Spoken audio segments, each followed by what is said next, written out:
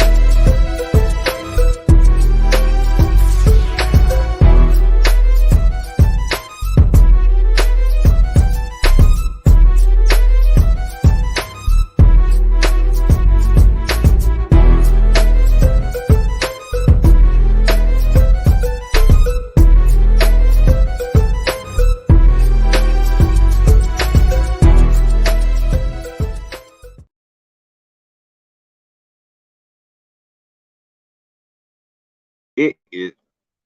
Oh, sorry, y'all. What's up, everybody, this morning? It's time to do it again.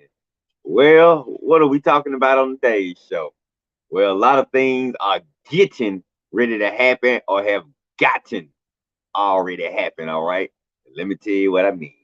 Otani gets paid. Draymond gets gone. Staley gets canned. Carson gets greeted. Mahomes gets mad. Big Ben gets trashy. The transport portal gets wider. And guess what? Red, Rev, and Coach, maybe our money, we get ready to tell you all about it. Episode 305, get started now.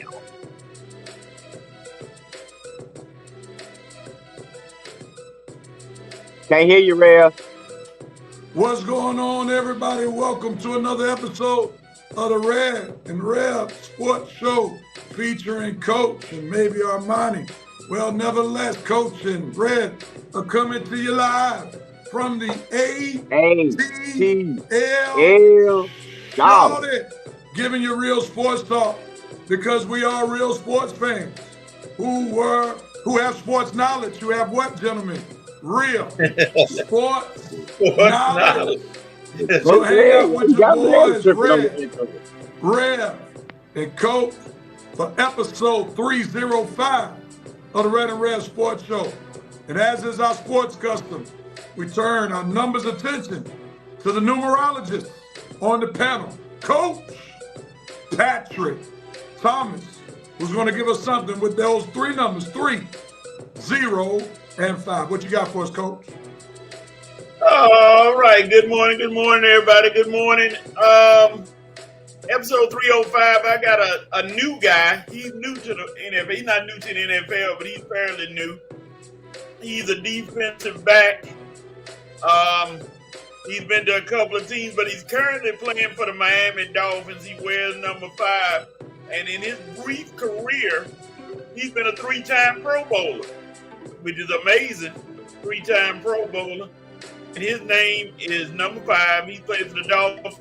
Jalen Ramsey, 3-time Pro Bowler. And he, like I said, he wears number 5 for the Miami Dolphins. Mr. Ramsey. Brother Jalen Ramsey of the Jacksonville Jaguars. All right, you gave us somebody current, so we can't hate on that for sure. So big ups to Coach, giving us someone that all of us have seen play in the prime of their career. Yes. We appreciate that with the 3, the 0, and the 5. How you gentlemen doing? What's happening? Doing okay. All right, y'all be on watch for Armani. We don't know if he's missing. Maybe them parents up in that community that held him hostage. Beating up on those kids in the suburban community. Yeah. All right, man. Let's go to welcome Reverend Knight Nation. Let's see who's present and accounted for in Reverend Knight Nation. The president is available, saying VP, time to slam the gavel. The VP is in the building, ready to slam down the gavel to begin another Red and Red Sports Show. Let's go. I guess we didn't get the fire episode today, so the fire's not burning with the VP yet. Rev, you're muted. Thank you. They corrected me on that. What's going on, fellas? Chat, smash that like button. No doubt about it. Thank you, Brother Winston of the eye test. We appreciate you for tuning in. The VP said, Rev, in front of the green screen, this would be his excuse for us to not believe what shows up on the screen. Oh, man, that's hilarious. Good morning. As some of the panelists would say, Mother Harris, how are you doing? She hates being called Mother Harris.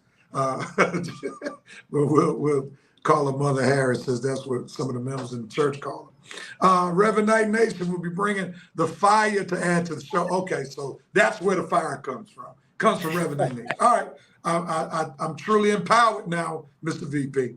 The president says I'm out here hunting adamantium-plated Angora rabbits in Attala, Alabama. Lord, all right, man. That's a lot of alliteration right there, Mr. President. What's up, bro? Stay Ghost. Glad to have you. Happy Saturday to you. And all right, Vicky said Kentucky Wildcat Harris is her new name. Wildcat. You like the Wildcat part. Yeah, I like that. All right, gentlemen, let's jump right into our show with the dope, the note, and the cope moment of our show. We share our best moments, worst moments, and those things that we're trying to reconcile during this particular sports week on today. And we're going to start, I guess, with Coach Patrick Thomas. Coach, what are you doping on today? I'm a dope for one Juwan Howard, Michigan coach, who was able to return to the bench finally after undergoing a heart procedure this summer. He's back and ready to coach. What that's going to translate to is, I don't know, but at least he's back on the bench with his team. So I'm a dope for Juwan Howard back after a heart procedure. Way to go, brother Juwan Howard. Our sound bites are out for today, so got to give you some verbal sound bites. All right, Red, what you doping on? I'm doping on one, Tommy DeVito. No, not Tommy DeVito. Tommy DeVito's agent, Sean. Let me get this Italian name right. Stelito. Now you got to get the Italian names right, Coach. You know from watching The Sopranos. But anyway, Sean Stelito. Man, this dude is becoming the most popular agent in NFL, bringing that Soprano style to the Giants with his cool hat and his interviews from his limo on NFL Total Access this week. Man, they are all over this guy, man. I didn't know he was getting that much. He's getting about as much camera time on Giants games as Taylor's getting on Chiefs games. Man, Sean Stelito got your boy. And I think he's his cousin, too. Tommy DeVito's his cousin. Got your cousin playing good football for the Giants. And that's why we're going to talk about it later because, man, it is something brewing in New York. And I like to crank up that soprano music. I don't that. Excellent. Absolutely excellent. All right, I found the sound bites. They work. The Paisans. All yeah. Right. They getting all that screen time. Them guys getting in the stand. All right, I am going to dope on, and Red's not going to like this dope, but I got to do it, man. I got to dope on the San Antonio Spurs for finally breaking their losing streak. Come on, Real. It comes with a caveat. The Lakers decided not to play 3 of their starters. They didn't play AD, Reddish, and the point guard. His name's Russell. Yeah, Russell. Trade bait Russell. Trade bait Russell.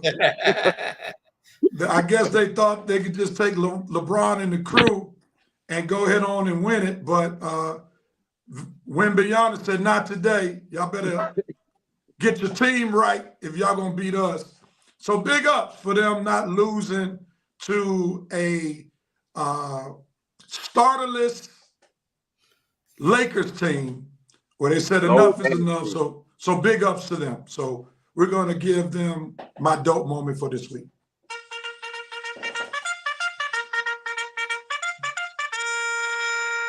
That was the load management team, Real. That's a good word. I couldn't find it. There it is. Load management team.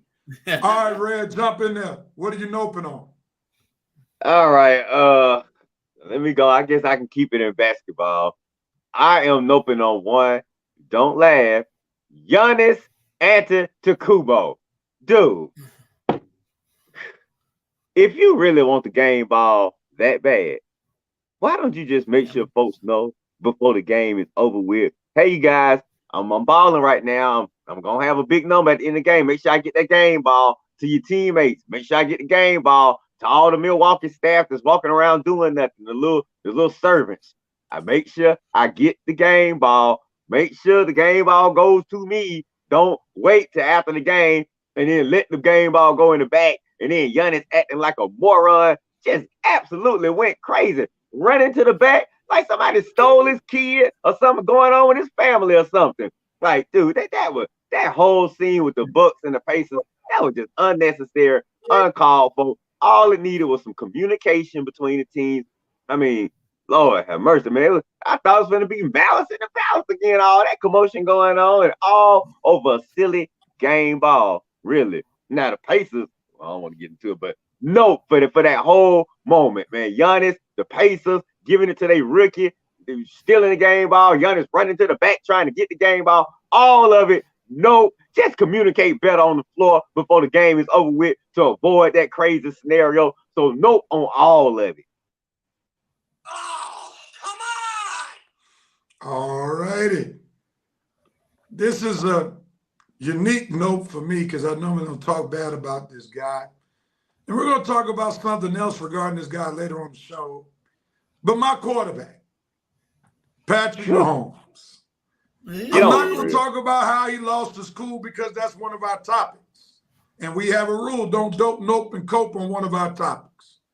So I'm going to have to nope on him and his speech to Kadarius Toney.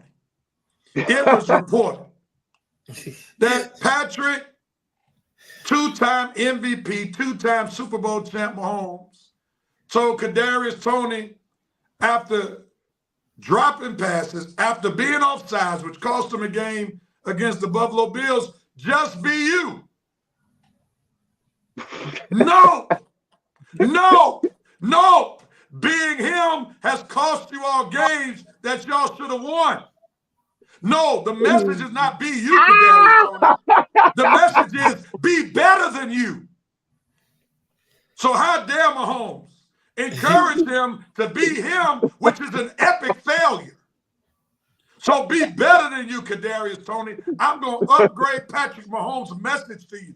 And as the Reverend in real life and the Reverend on the show, I want to upgrade the message that Mahomes gave you. Be better than you. Matter of fact, I'm going to upgrade my own message. Be much better than you. That's the message that he should have given you.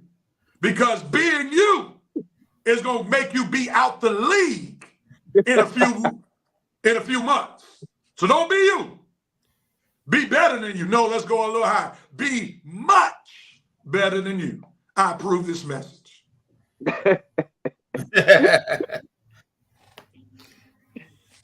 Me and Coach will have our thoughts on it later, real.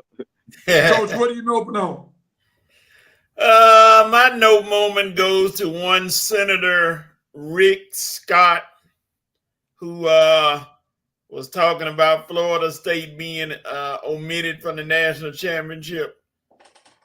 Senator Scott, there are a lot of things going on in the world today. Poverty, homelessness, and other things. Why are you so still worried about Florida State getting in the national championship playoff? It's over, sir. And I'm going to be calm about it because I know you just trying to be a politician, but it's over. They selected the teams. Your team will play in the Orange Bowl against Georgia, not in the national championship game. Concentrate on your constituents' problems. Stop worrying about college football because it has nothing to do with you. Sorry, sir. Florida State is not playing no matter what you do.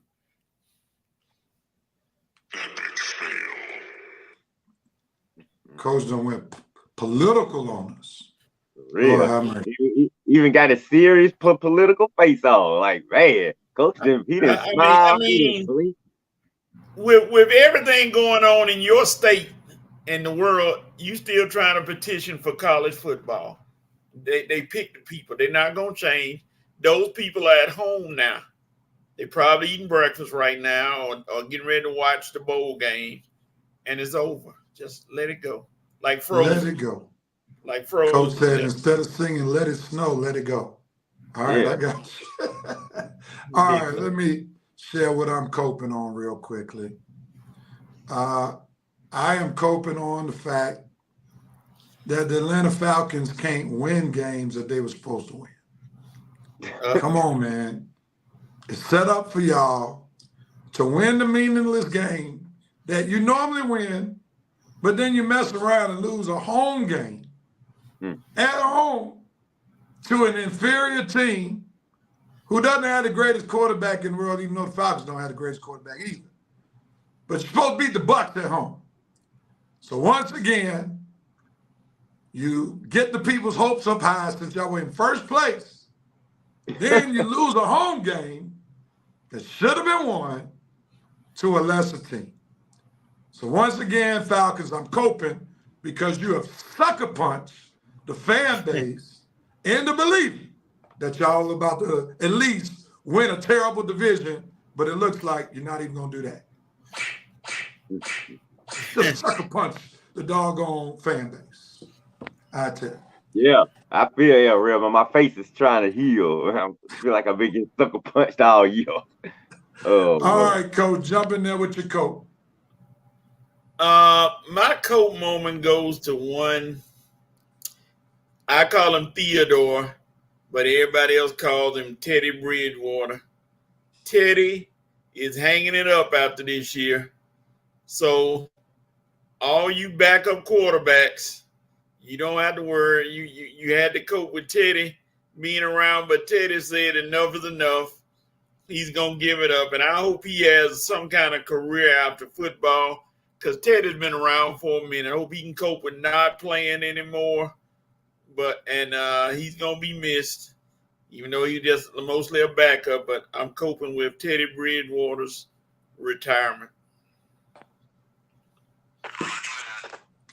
Coach, I didn't know it was going to be that sad of an occasion for Teddy Bridgewater. I like Teddy. I think Teddy still got more in him, but hey. I thought you were talking about Teddy Pendergrass for a minute in the music world. I think more people be sorrowful about that rather than Teddy Bridgewater retiring. Goodness gracious, Coach. Lord, it's such a mellow moment, Coach. Dread, help us out with the coat, man. Help us out. Okay, much more brighter coat, but for all y'all Hawks fans out there, well, not us, but Utah Jazz fans, you got to cope. You got to cope with that trash that the Hawks sent y'all this past summer in one Jonathan Collins. That's right.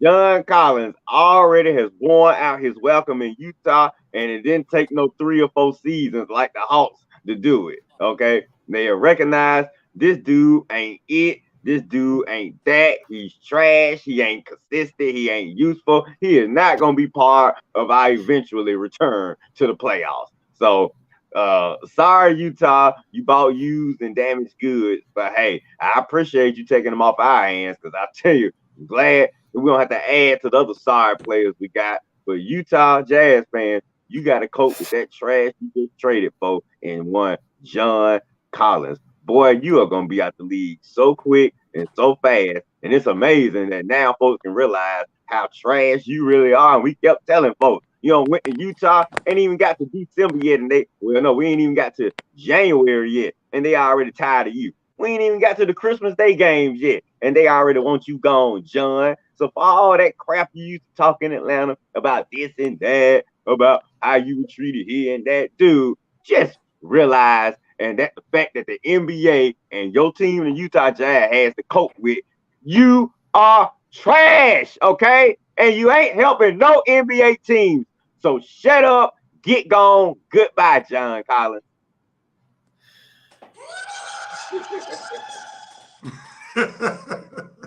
All right.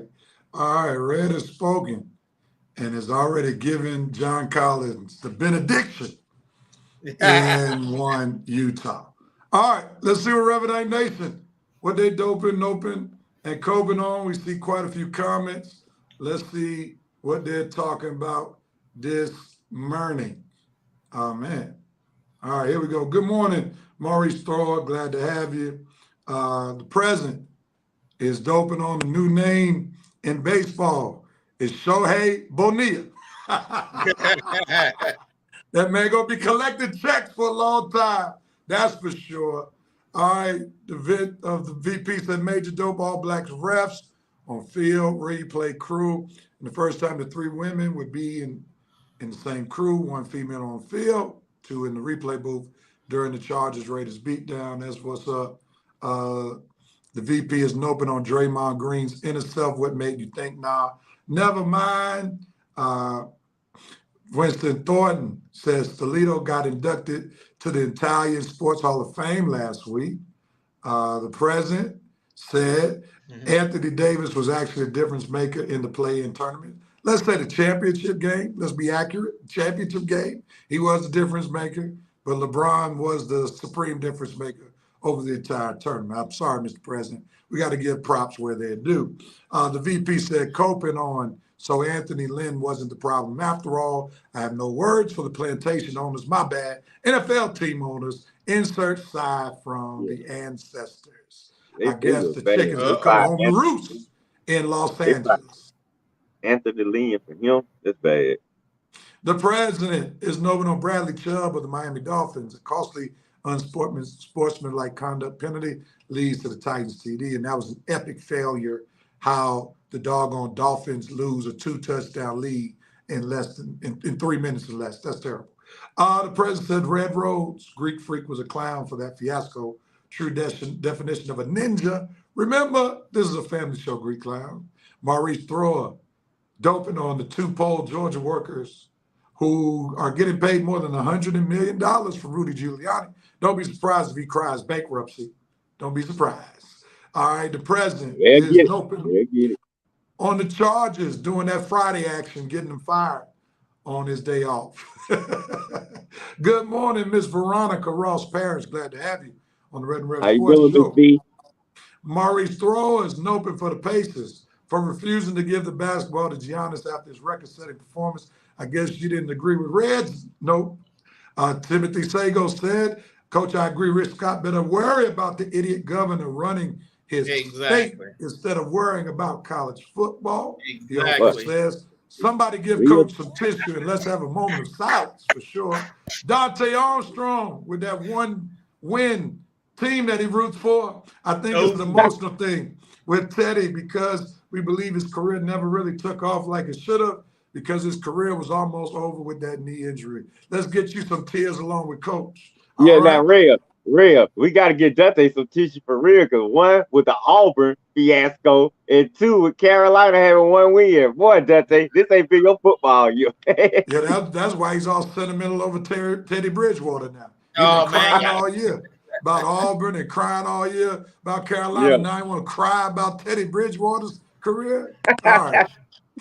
All right, man. The president said Cope in 9 games that the Falcons were favored. They've lost 5 of them. They will find a way to screw it up against the Panthers, and the ATL will be stuck with stiff. I want to see if the president is smelling an L in Carolina. Is that that's what he's doing with his statement? Are you smelling it all the way from Charlotte, Mr. President? Timothy's coping on the Raiders committed aggravated assault against the charges. Yeah. Writing warrants at this time. He's right. That's good. Timothy. Write warrants for them and leave me alone, Timothy. That's bad when you're not even wanted in Utah. John Collins will be playing for the Washington Generals. The VP said Dante already looking forward to cricket and volleyball season. Yeah. Dante said, first of all, y'all going to get off me and my mystery. Well, right, Dante. It's written all over your sleeve, Dante. We can't help it, man. All right, and the president said, Cope, considering his career, Teddy Bridge over troubled water. Go ahead and use the religious reverence. Why don't you, Mr. President? All right. Thank y'all so much. Tyrod Taylor need to be following him. Tyrod Taylor, man, he must have some pictures on some owners. That's your finer team to be on. Yeah, for real, man. How does he find a team every year? That's a good point, real. All right, as we continue on the show, please share this broadcast. Let somebody know you're hanging out with your boys, Rev, and Coach for episode 305 of the Red and Rev Sports Show. Your share might bring somebody else to Revenite Nation. Help somebody follow the show. Like our Facebook page, the Red and Rev Sports Show, or even subscribe to our YouTube channel, the Red and Rev Sports Show. So please hit that share button. Let somebody know what you're watching on this week. All right, gentlemen, let's move on to 3 hot topics. We don't really have any games to talk about. So we're going into some topics. The big topic for this week, as the president already mentioned about Shohei Bonilla. Shohei Ohtani gets the richest baseball contract ever, maybe be the biggest American sports contract ever. He signs for 10 years for $700 million. And then he throws a caveat in that bad boy and says, just pay me $2 million per. And then the final year, give me $680. Man, I don't know no black person that's deferred $680 million. Lord, have mercy. So I'll start with you, Red. Red, what were your thoughts when, number one, it came out that Shohei was signing with the Dodgers, and 2, for the amount of money that he's signing, 3, for the money that he's deferring to the back end of the deal. What says you, Red? Nope on all 3 of them. Well, I'm not surprised. I mean, I guess that's why they were so mad with Dave Roberts last week for running his mouth like, shh, shh, shh. Man, hey, you spoiling the surprise. No, he spoiled the surprise. We all knew it was only a few teams that could realistically afford Shohei in the first place. Now, why he using and one more note, Rev. Note to Shohei for using my Braves to drive up the price, too. No, you weren't coming here, man. All of your BS. Talking about you intrigued. About to intrigued. How intrigued? Not too intrigued. Now, if you chose the Dodgers over us, who ain't won anything in front of any fans since 1988, but you chose them over us, so you weren't too intrigued, buddy. Okay, but it's all good. We know the Dodgers go to the playoffs every year, so that's one thing you'll definitely get off your resume. Is the point that you haven't made the playoffs at all. So you'll definitely get that off your resume. As far as the years and the length and the amount of the contract, well, I tell you, like he said, he definitely used my Braves to drive up that price, man. I don't know what they thought the Braves were gonna do, but man, the Dodgers, y'all really overpaid. But I think the Giants were involved too, so I think they were competing with the Giants too. So I'm thinking about that now, I don't blame you, because I heard the Giants were offering him somewhat of a similar deal. So I guess if you compete with the Giants, you had to make a decent, lucrative offer. Man, boy, you guys are baseball and no salary cap. Woo, woo. These deals are going crazy. I still remember back when Danny DeVito was talking about $5 million in the Twins, and now, man, that contract wouldn't even get you $5 million. Wouldn't even get you a decent pitcher these days. And more, yeah, honestly, you'd be lucky if it get you a decent second baseman, because Isaiah Alvis took a discount. So, but the prices are just going astronomical, Coach Rev, in baseball. And as far as him deferring it, makes me more upset, because I know now the Braves could have really did this deal right here, because I know in the next 10 years they'll make way over $700 million with the battery right now. And if we had known Shohei was going to defer most of that contract, man, Braves, man, I'm kind of mad or at least I'm mad at all parties involved that Shohei, you could have discussed this with the Braves and say, guys, I'm probably going to defer most of my salary, so it's not like you're going to have it all on the books in 1 year. So, talk to the Braves, see if Alex might be interested in doing that type of deal, Shohei. So if that was your plan, I wish you had discussed it with the Braves and give us a chance to figure something out before you just run to the doggone Dodgers. But go ahead, run to the Dodgers. Go on and be with them. Your Freddie and your Mookie and your rest of your underrated overrated scrubs over there ain't won nothing since 1988. Okay, nothing in front of the fans. So hey, we know what we can do with the Braves, and with or without you, Shohei, we are still spending money and making moves, and y'all ain't gonna stop us, because guess what? We're gonna be right here standing in your way to get that ring right here. So come on, Shohei.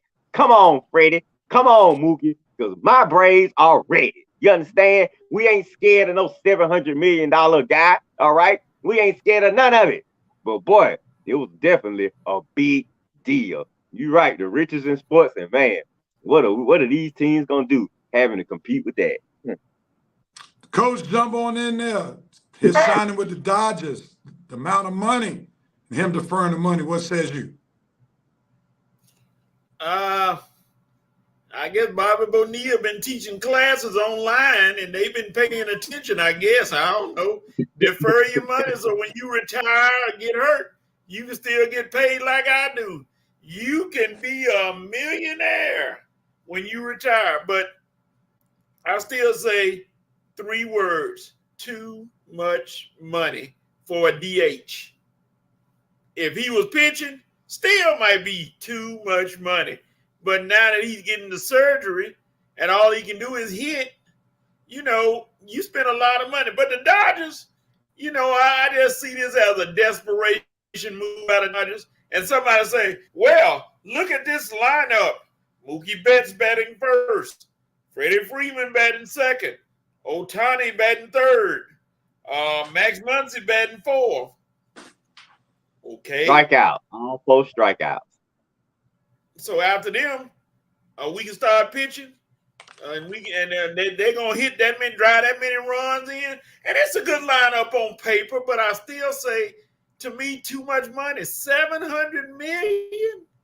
And when you found out he couldn't pitch, that should have knocked a couple million, $100 million off that deal right there. But hey, Dodgers, if you don't win, there's gonna be a scapegoat. Roberts. Get ready. You are the scapegoat, my friend. They're gonna blame it on you. You can't win with that lineup.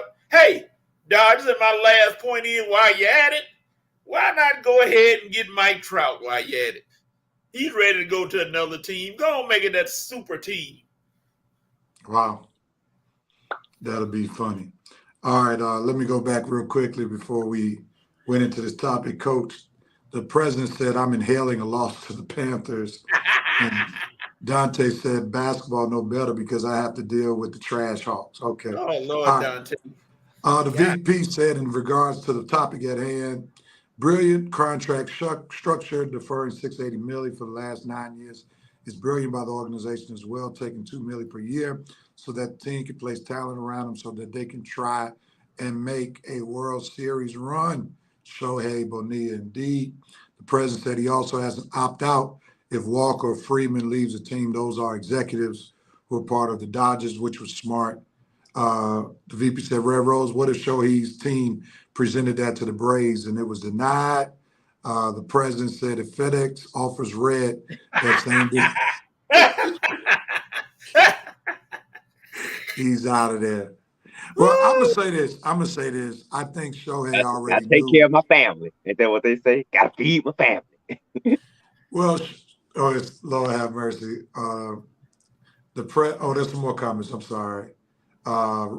Timothy Sago said, Red sound like you're doing a wrestling promo, but I feel you. And the president said, there's hope for ODB McDowell yet. And then the VP said, DHL is on the phone with Red Rose management team. All right. I'm going to say this. I think Shohei always knew he was going to L.A. and with the Dodgers. Yeah. And that's why he did not disclose the contract structure until after he signed. Shohei understands his marketability in an American market is probably best in either Los Angeles or New York. Those two particular states have a large Korean population, and therefore it makes only sense. It makes a whole lot of sense for him to spend time in Los Angeles where there's a huge Korean population. Plus, it's a lot warmer there in Los Angeles than it is New York. And I'm sure the Dodgers are probably the only team that knew he was going to restructure the way he was going to restructure. So that was already set. And like Red alluded to, they were leaking teams like the Braves so that it could drive the cost up, so that the Dodgers would not lowball Shohei, even though they probably knew that he was coming to them regardless.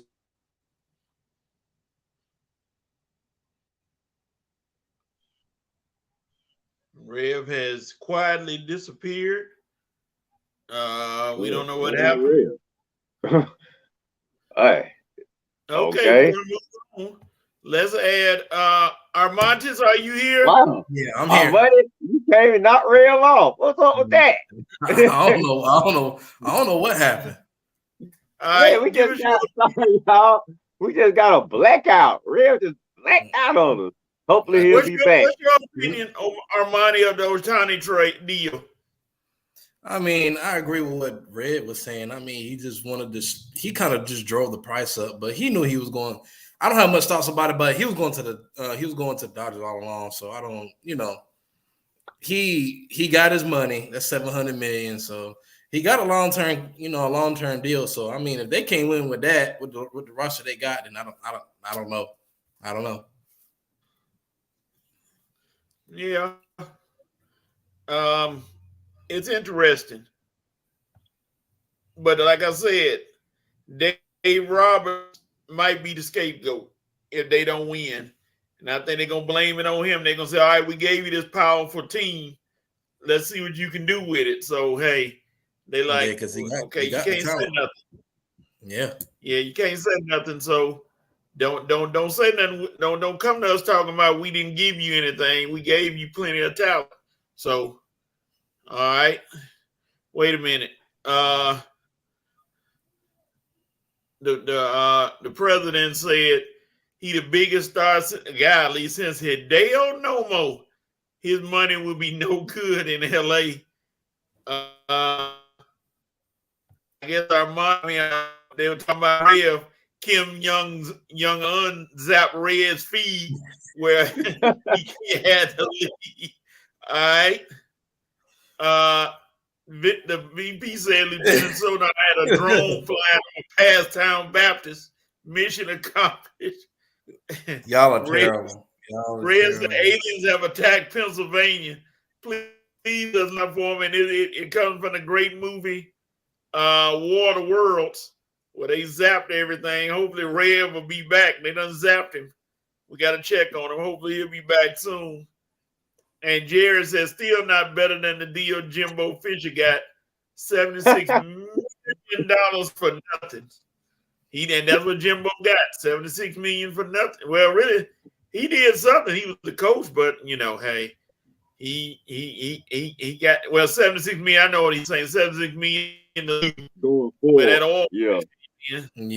So I ain't mad at Jimbo. I need his kind of contract status where you can just they can tell you we'll pay you $76 million and you'll leave.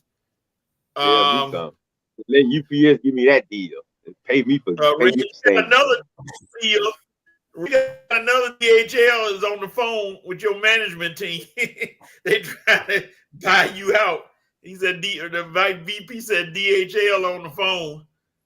And he also said Shohei just gonna crap on Duluth, aka Little Korea. Oh Lord, not Little Korea. We won't comment on that. All right. Okay. Let Rev back in a few minutes. Let's move on to the next topic. Oh Lord. Here we go. One Draymond Green, Mr. Triple Single himself, had decided he wanted to, whether it was an intentional or not, punch a player, Jurkic, and now he's suspended for whenever. They say indefinitely, but that could be anything from 2 days to 5 games to 100 games. I don't know. I guess they'll bring him back after he lays on the couch for a while and talk to his psychiatrist. But Red, what's your opinion on Draymond and his latest, I'll call it an adventure? Just baffled, dumbfoundedness, just completely, honestly, just done. I'm just done with the whole Draymond thing. I mean, dude, you getting, how many times do we have to go through this, man? You're not a kid anymore. You're not a child. You're not even in your 20s anymore. Dude, you're a grown freaking man with children of your own, still doing childish and immature stuff, and then coming out and thinking folks supposed to accept some meaningless apology, the same apology you gave, or the same reasoning you gave a few months ago when you got suspended to 5 games with the chokehold. Same apologies and reasonings you gave when you stumped on Sabonis' chest. The same reasoning and apologies you gave when you got into the scuffle with LeBron. The same reasoning and apologies you gave when you got into all the other incidents. Dude, it's just a recurring it's just a recurring theme with you. And thing about it is the NBA eventually was gonna have to step in. I mean, Golden State, obviously, I understand the role that you play with the team. You're the enforcer, you're the dirty guy, you're the energy guy, you're the heart and soul of the team. You get everybody riled up, and that's fine. It's all fine and good. But dude, there has to be a line that you don't cross. There has to be a level of control, man. You're a grown man. Out of control people, they end up either A, in jail, or B, in the ground. Okay. So, dude, this out of control nonsense, or C, fired from their job. That's what I'm saying. If you are looking, you ain't got no other course, dude. You on the one-way path to being out the NBA eventually. The fact that you still in the NBA after all these incidences let us know you probably somewhat of a decent player, and you probably playing with somewhat of a decent team. Because, dude, if you were trying all this stuff on a trash team, a team that wasn't winning, you would have been gone. You would have been gone because nobody would have cared. And, dude, and honestly, personally to me, you just taking advantage of a lot of good people in Golden State that really trying to give you the benefit of the doubt. Personally, I don't think you deserve it. I don't think you need it. I'm not with all this sob story, sympathy stuff, dude. You a grown man on made too many mistakes. You deserve to be out the league for good, in my opinion. But of course, people gonna try to work with you, and I understand that side too. But just my personal opinion, you have made way too many mistakes and have gotten away with far too much to even have an iota of sympathy and understanding from any of us, man. The stuff you're doing, dude, you would be in jail or have your butt kicked out in the real world, out on the street for some of this stuff you pulling, man. And it's sad that you're taking your whole team down with you because they don't deserve this. They don't deserve you. I mean, Steph and Clay and Steve Kerr and all them guys, they over there trying to win games, and all you doing is coming on the court acting like a doggone fool, a foolish animal most of the time. Just doing the most heinous and degrading stuff and trying to use it as I'm playing in the air. I'm playing for my teammates. I'm playing for the team. I'm trying to do what, dude, save it, man. Just save it. And you suspend it indefinitely, which is right. I mean, whether they let you back in or not, it don't even matter to me, coach. You know, man, it just don't matter because, dude, we have been here far too many times for the same stuff. And it's just like, if this was a child, I can see. We're talking about a grown man playing a game for his career, making millions of dollars, and you still out here acting like an out of control fool. Dude, enough is enough. So, league want to let you back in, fine. But personally, I don't think you deserve it. I think you just taking advantage of far too many lenient and folks, cool people that's trying to give you a chance, but you just keep blowing it every chance, no pun intended, you get. Armani? I mean, how many times is he gonna do this? You know, it's time, man. I believe that he should be suspended indefinitely. We've been through this road, down this road. I don't know how many times. So I mean, we have to sit here and say that, okay, is what he doing, is it intentional or not intentional? But it's clearly intentional because he keeps doing it. So at this point in his career, I'm like, if I'm the Golden State Warriors, I'm either trading him or I'm releasing him, because I think the only reason he's still there is because of Steph Curry saying, hey, he's been with us, we need to keep this core together. But with Steph getting older, Clay getting older, it might be time to break them up. Keep Steph, trade Clay and Draymond. But if you're not going to trade Clay, at least trade Draymond, because he's becoming more trouble than what it's worth. All right. I definitely mean, Clay. you look at it, Draymond is getting a double-double in ejections and suspensions. That's his double-double right now. 10 points, not in assists, not in rebounds. He getting double-double in that. You know, somebody actually told me with their mouth that he was just upset about the call. That was an accident. That wasn't an accident. I said, come on, man. You can't keep defending him for stupid. And Draymond clearly, and I'll say it clearly needs help. He needs help. And if he doesn't get it, then he continue to do it. But just like Red said, if it's up to me and I'm Adam Silver, when you come back, if you do anything like this again, that's it. Bye. Time to go. And your career is ended. You can go and be a professional boxer, a wrestler, whatever you want to be. and act a fool and do all that stuff and make a career out of that. But it's time to go. It's time. You outlive your shelf life, son. And it's time to go. I mean, it's ridiculous. Yeah. All right, You think that coach is? Oh, go ahead. No, I'm sorry. I'm going to see what the nation has to say. Go ahead. No, go ahead. Yeah, let's get to the comments. I come back. Well, Red is back. So yeah, Red, them aliens Red is alive. Oh, man, yeah. Thought them aliens got you. No, there was some church. There was some church business that came on that I had to attend to. Got you. And We know you top dog at Passover. Yeah, that's where my paycheck is. So I had to excuse myself for a quick second to make sure some things were straight for tomorrow. But I heard y'all talk about look at Vincent Woodruff's comment. Rev, blink twice if you're in duress.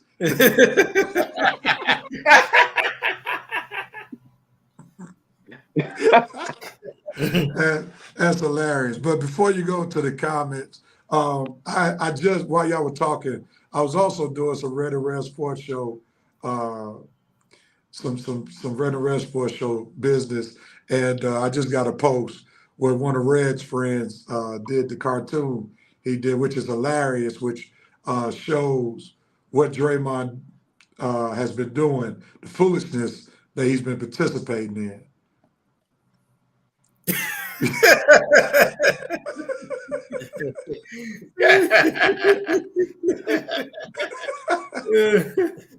Man, that is classic. What he did to LeBron, what he did to Adams, what he did to Sabonis, what he did to Gobert, what he did to Draymond. And those cartoons are very accurate. And based upon the cartoons, it shows you why what the NBA did was justified. You know, like that was smart on them to just say you got an indefinite suspension so they won't have to really deal with the Players Association. So now it's really on them being able to take their time to have talks with Draymond. And there's really no need to talk because Draymond just wants to make a career being a goon. That's where he is now. He knows his basketball talent is slowly eroding. He's still serviceable for Golden State, but I think his major frustration is he knows that their championship days are over. Yep. And now he's just resorting to foolishness to try to have some edge on his competition, which is going to eventually get him thrown out the league. So I hope the NBA takes their time before they allow this goon to get back on the court. And I think Red made a good statement earlier in the week when it happened on his Facebook page that he's going to mess around and hurt his post-basketball career because he's already lined up to have a job with TNT. I mean, they're going to put him on the set with Shaq, Barkley, and Kenny Smith. But if he keeps on with this foolishness, he's going to be damaged goods. And because that show in itself got a huge brand, they don't need to take damaged goods on the right. page. Right. No. They're gonna get his TNT job to Jamal Crawford or somebody. I'm just saying there are plenty of folks to get his TNT job to. So I don't know why Draymond think that job is locked in and secure. Dude, you don't have that Fox deal that Brady got. You know, when he retired, you know, you have a possible, maybe we'll see how things are when you retire deal. So Draymond, stop acting like that's guaranteed and locked in, man. Because dude, you gonna fight yourself and you gonna suspend yourself right off that TNT set, and you already know ESPN ain't messing with you because they the network that's always talking about you. So you know they don't want no part of you. So it's either gonna be TNT or you just gonna be podcasting. All right. And the funny thing about it that people have started to realize, what they should know, he ain't no dummy. He's smart as all that, but you know that's why they can't fall for his excuses. Yeah, just like Rev said, your career's about to end, so now you finna just go crazy. Golden State, I think that window is shut closed with a latch on it. They're not gonna win anything else again with these new teams coming up and playing ball. They're just gonna be probably in the mix, maybe win a playoff game or two, and that's gonna be it. Because Steph is 36. Clay don't know if he want to stay there or if they gonna keep him. And Andrew Wiggins has wigged out, I guess that's what you want to say about him. And Ray's favorite basketball player on NBA, Jonathan Kuminga, he still got a ways to go. So. No doubt. All right, let me go to these comments. Draymond is a bum. He should play in Europe. Draymond is the modern day Dennis Rodman, Bill Laimbeer, Ron Artest. Where is that cartoon montage that one of Red's friends drew? You should show that. Just showed it. Yep.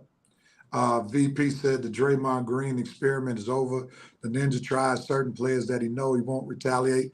That's who made that? Keyshawn Johnson made that comment on Undisputed. He said he's waiting for somebody. He's waiting for Draymond to try somebody he knows is going to fight back. The idiot's very calculated. Hopefully, the NBA will check this fool before he causes a malice in the palace type of brawl. It's coming. Keep your excuses, sucker. Dante said it's amazing how none of these accidents happen against someone he knows he would fight back. Throw a little bit of Ainge in there, too. The president said problem is he's trying to be a goon when that isn't his role. Laimbeer made it an art form. The VP said don't pay him. That'll get his attention. That'll get his wife's attention as well. Kay said Draymond is not tradable. He just signed a huge deal. That's very true. Roger that, Lieutenant Sonar. Draymond is a lost cause. The longer the Golden State Warriors hold on to him, the worse things get. They'll have to continue to answer questions about the sucker. Jerry said accident. That was about as accidental as Ron Artest elbow Harden in the head. Jerome K said Draymond doesn't need help. He also had low EQ, and the Warriors would have that's supposed to be IQ, and the Warriors have enabled him and made excuses. It's IQ. His nature. Yeah, low IQ. Vincent said the Deacon boy was trying to vote Rev out. I'm showing up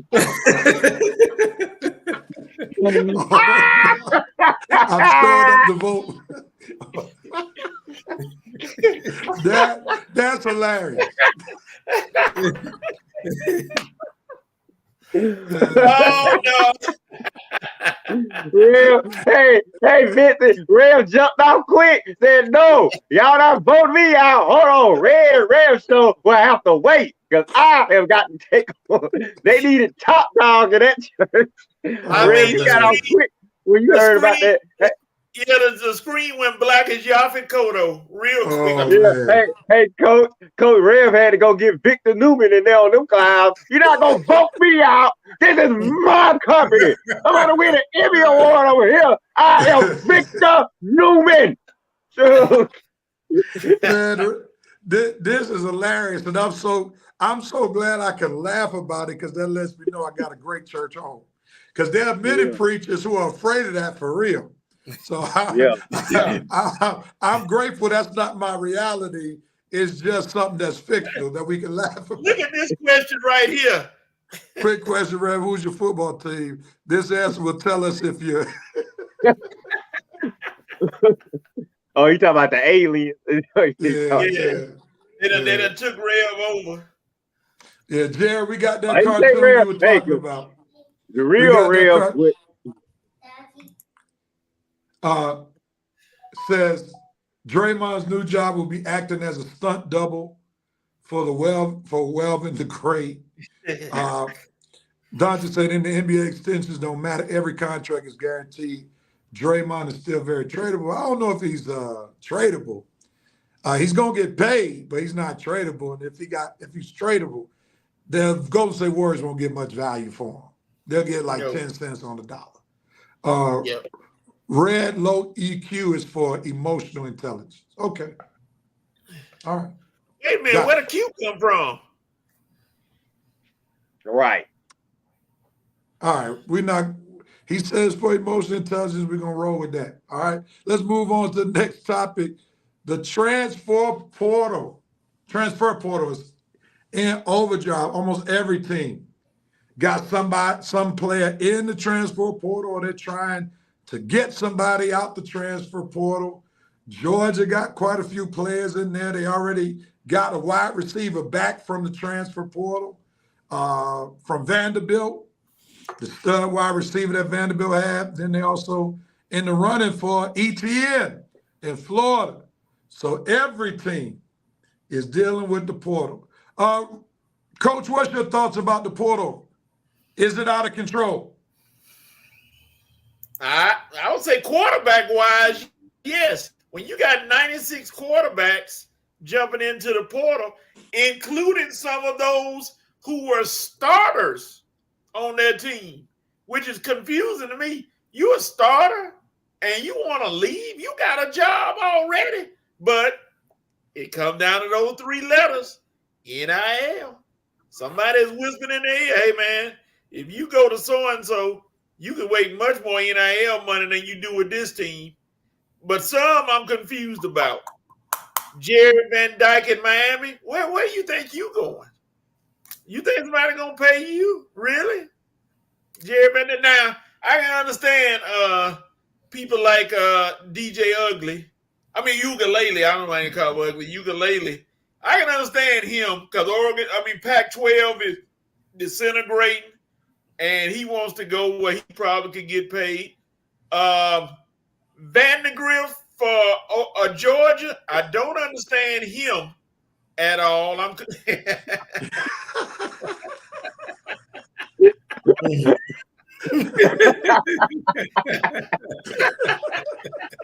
Hey, this not the first time neither, Thomas. Yeah, she did. But Vandegrift, I don't understand. You leave Georgia to go to Kentucky? Are you that scared? No, Coach. Well, I gotta stop you on that one though. That was actually a good move on his part because he's banking on Beck to come back.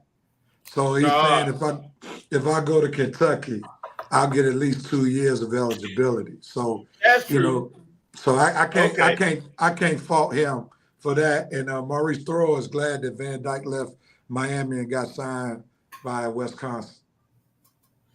What was Miami? It's one out there. Look at the president said QBs would play for DeVry and Yeah, that's true. That's true. But there's one out there that I'm curious to see where he's going, and that's the young man from Washington State, Ward. Rumor has it that he might be trying to sign with Florida State, and there's a couple other teams on his radar. So it's going to be interesting. When you talk about Deion has once again shown why he's one of the masters of the transfer portal. He got almost a whole new team in the portal. So he got his line. Whole new line. Yeah, and got a big wide out from Vanderbilt. So, and then he got the twins from Kentucky. Yeah, so. Red, jump in there. Your thoughts about the portal. It's on me? Yeah. Oh, okay. I agree pretty much what Coach said. It's definitely kind of getting way out of control, especially kind of for the quarterbacks. I'm not upset with the kids making the money, but it's just getting tough to keep up with where they playing these days. I mean, you look 1 year, you got the guy on one team, and then the next year, he on another team. It's kind of turning college into the NFL, so to speak. But I guess that's what happens when money comes to the picture. A kid that I'm interested in, I'm not too concerned about any of the kids that's transferring from Georgia. Hey, if you don't want us, we don't want you. Get on up out of here. If you can't handle this championship pressure, baby, bye. Because we don't need you. We the one of the best recruiting teams in the country. You think you guys gonna make us cry? You think Kirby and some of the players gonna be crying because y'all don't want to play for us? Get real, boy. We are UGA. That transfer portal ain't gonna hurt us. I hope. One of the guys I'm thinking about, I'm happy that we might be getting is ETN, and another kid, this Malik Murphy from Texas. Hey, if we can swing him, that'll be a nice move for us getting a transporter kid. But as long as we don't lose too many top defensive recruits, as long as UGA can still put that good defense and them good running backs on the field, Look, these kids can move all over the country all they want to, because guess what? You still gonna have to see us. And as long as that defense is straight and that running game is straight, and we got just a decent to solid QB play, woo, woo, woo, woo, woo. Dogs, baby. Oh, except for Alabama, got to worry about them. But ain't nobody else. Anybody else? Nothing. You ain't scaring us at all. So you can transfer, you can move all around you want to. But unless you them turds from Tuscaloosa, I don't care. Oh man, the president is crazy. He said, Rev, the players from Louis Street back asphalt parking lot football in 1995 still has eligibility. What? Y'all must have had everybody and their mama on that team, man. Y'all need to give me a roster list from that team. We had some good times, man. We had some good times. Teams are gearing up for that 12-team format. I'm all for it. Keep the sports convo going. Dion has mastered, it should be mastered, the portal in such a successful way that CU created a class inspired by him on how to manage one's personal brand. Boy, Jerome, you gotta proofread, man. You gotta. You said some good stuff. Said some good stuff. Just proofread before you hit send, man. That's what we just proofread, because that's a good point that he made. That Dion has literally changed the game, where CU is about to teach a class on how he branded himself, how he's marketing himself. So that's legit, man. Just proofread just a little bit, Jerome. Just do that for us, man. That'd be helpful. All right, Armani, what says you, man? I mean, this is what everybody wanted. So, hey, this is the new normal. This is now college football, NIL, transfer portal. This is the way that everybody wanted it. And what comes new, new beginnings also becomes new problems. And I'm not saying that it is a problem, but, kids are wanting to transfer. Then when kids transfer, having to learn a whole new system when they get to the new team. And, I think it's a good and bad thing, but hey, this is what everybody wanted. So, the 12-team playoff will be here next year.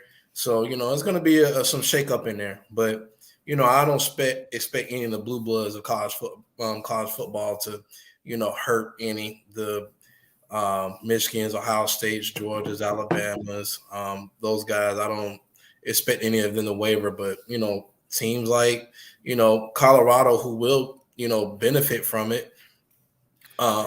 Teams like Miami, teams that don't usually get a chance to, make a case and have a good team with kids coming in and wanting to transfer, they can now have formidable teams. So, it makes it interesting. It makes it also level. So, hey, this is what everybody wanted. So this is what we got to deal with.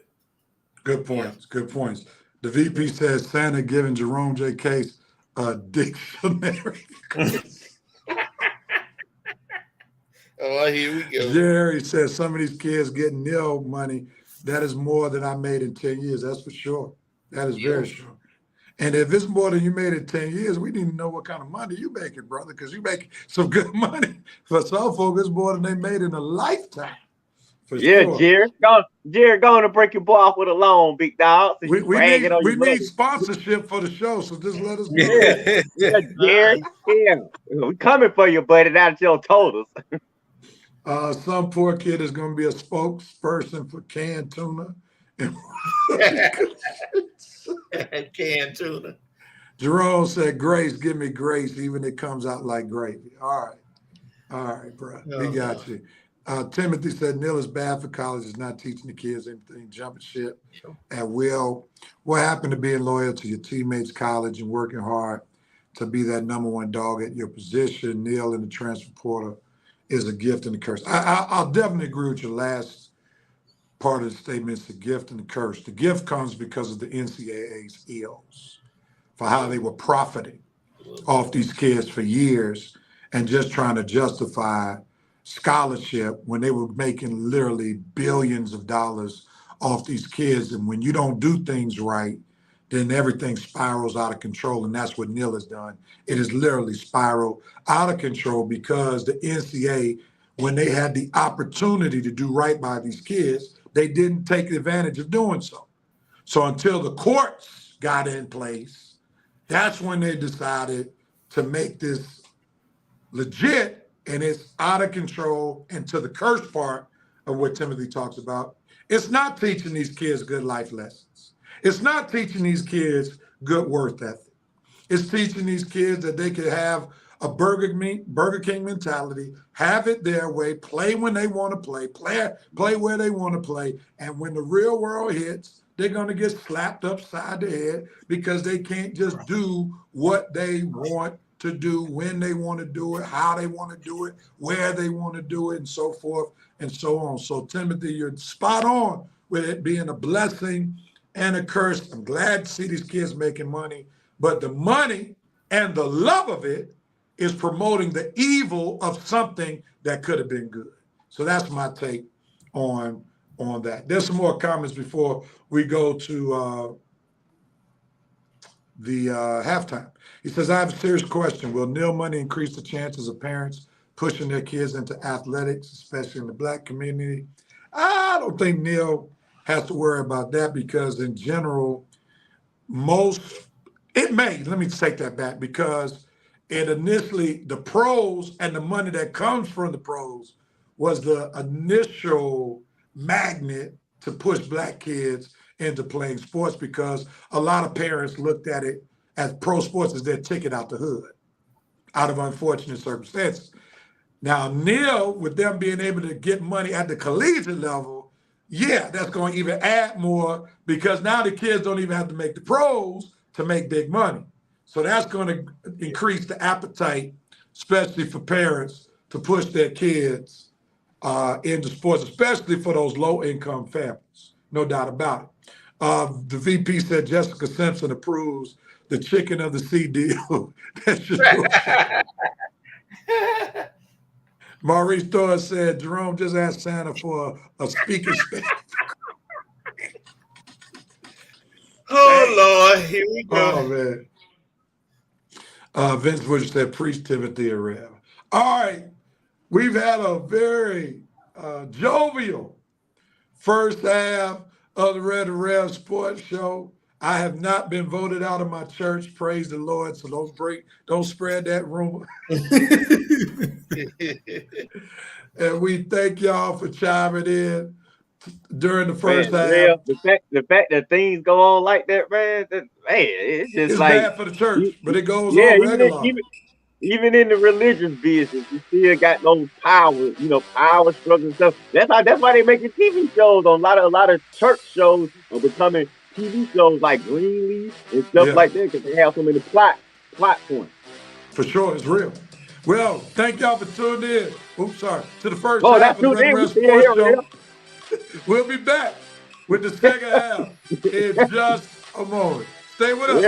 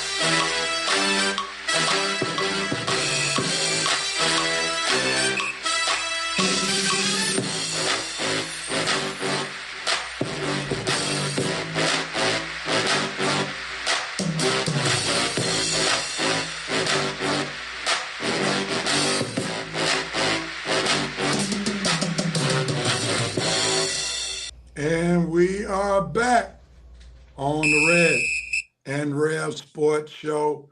I guess me and Armani the only ones back because we lost two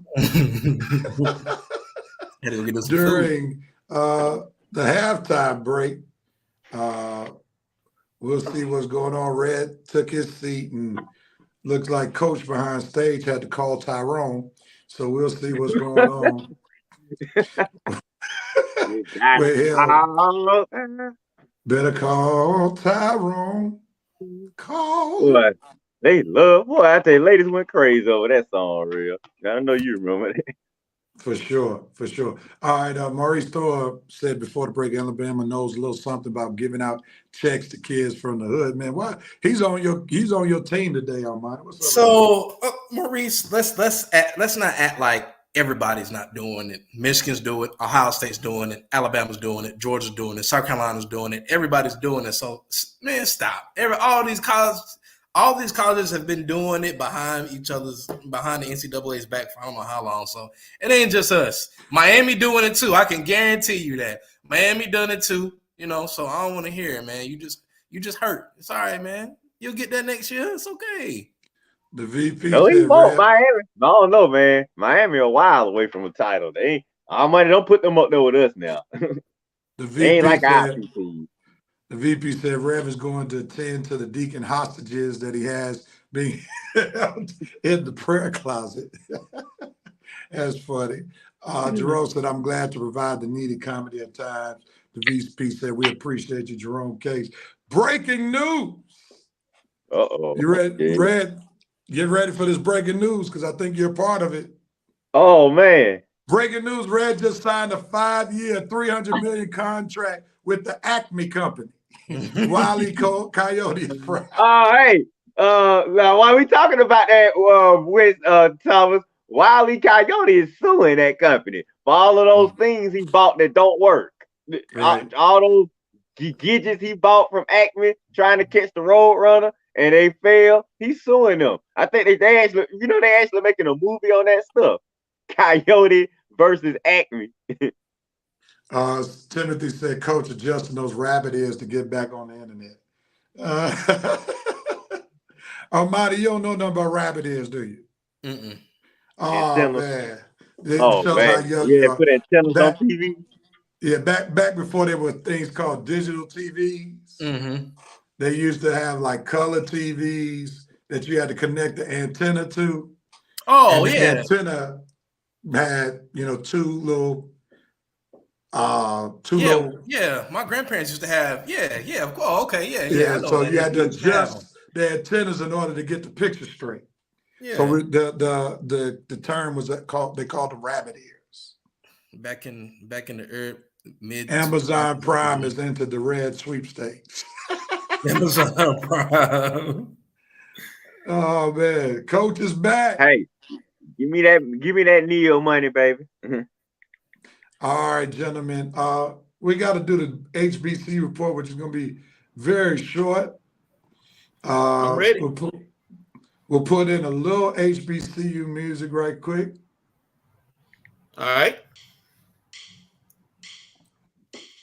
Just one game, man. Hey, Coach. Yes, sir. Just give it to us.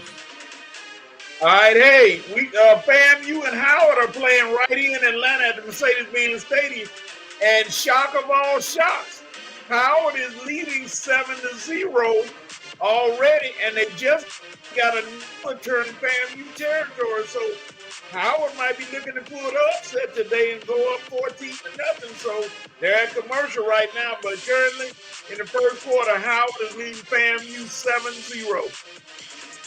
All right, Howard is winning. That would be a huge upset. Nobody was suspecting that Howard would be able to take on the SWAC champs, FAMU. I'm sure the stadium is lit right about now. And if you needed some good eye candy, the Mercedes-Benz Stadium is a good place to be right about now. Yes, sir. Yes, sir. Right. Yes, sir. Yes, sir. I don't know if I was still in Atlanta. That's why I don't know if I would be on the show right about now. I think I was looking pretty live cameo from the Mercedes-Benz Stadium. I don't know about you, but as for me and my house, we would not be on the show today. Real, I'm gonna have to take that trip down there with you. The VP said y'all missed the low-key shade that Armani Newsom just sent out. His grandparents had rabbit ears. Isn't today the day of the Celebration Bowl? You got your answer, Maurice. Uber Eats Yes, is sweeten the deal. On Red Road, you won't have to work weekend.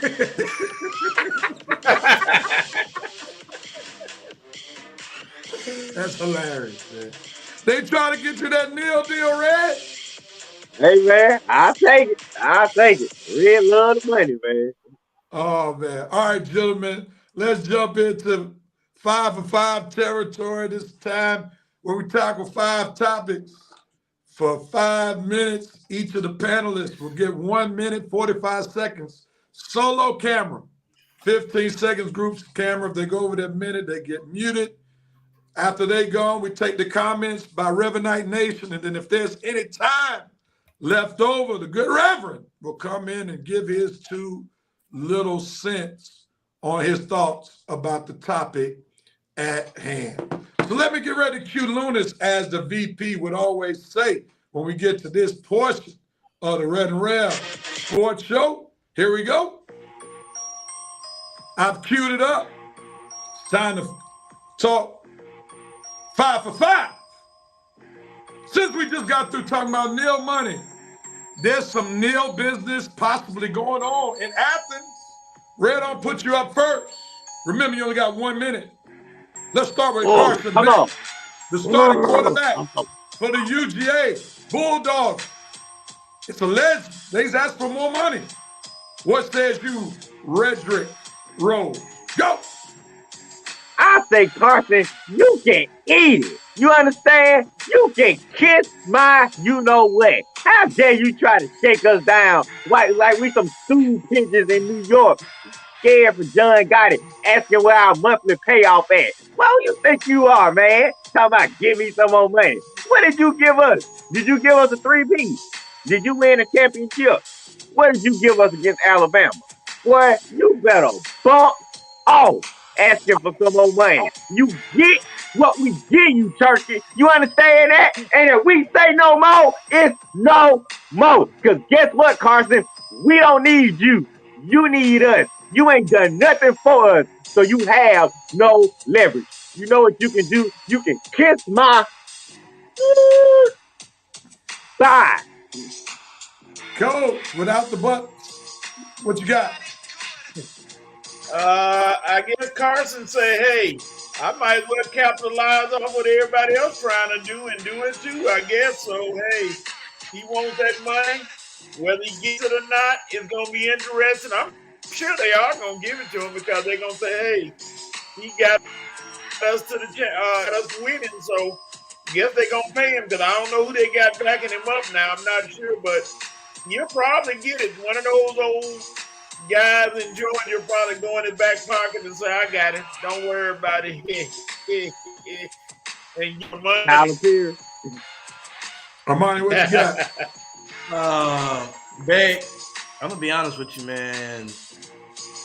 I don't think you're good enough to be asking for no more money. I mean, you solid, but you not Joe Burrow. You're not Caleb Williams. You're not Michael Penix. You're not James Daniels. You ain't none of those guys. So you asking for more money, and you didn't even make. I mean, you didn't even make the 3-peat. So I mean, you asked for more money. Why? You ain't done nothing. You went to the SEC title game. That's about it. You haven't done nothing of substance. Come on, man. You got to do something. All right, let's see what Reverend Nation has to say as we comment about Carson Beck wanting some moolah. Here we go. Carson smoking that good from Red Rose dealer. Yeah. Carson knows that there's no future for him. The president said Georgia would rather bring back Buck Balloon than pay more money. Jerome said, let that young man get his money. Red is asking like UGA is Mr. Candy and Steven. Who's that joker on that nag asking for our real money? VP said Quincy Carter must be Buck's agent. Let me just chime in my 2 cents. I think Armani definitely hit it spot on. Who Carson Beck is not, what Carson Beck has not done. And if I were Kirby Smart, I would say, Gunner Stockton, get your arm warmed up. We coming to you next, son, because we not about to let this dude Carson Beck hold us hostage. It ain't like he. And see, here's the thing: Carson Beck better chill because he might mess around and get exposed next year because Georgia's schedule is much tougher next year than it was this year. And if he was smart, I think he should go pro this year so he won't get exposed next year.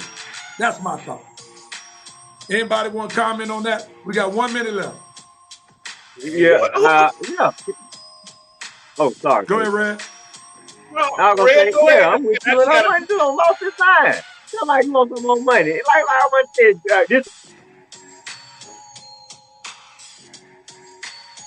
All right, Red.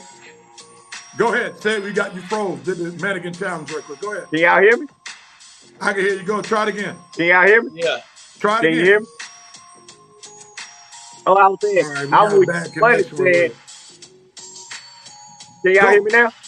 Go. Okay. Yeah, what you and our money said, yeah, dude had no problem asking for more money. This is what you wanted to say, our money. He didn't make the playoffs.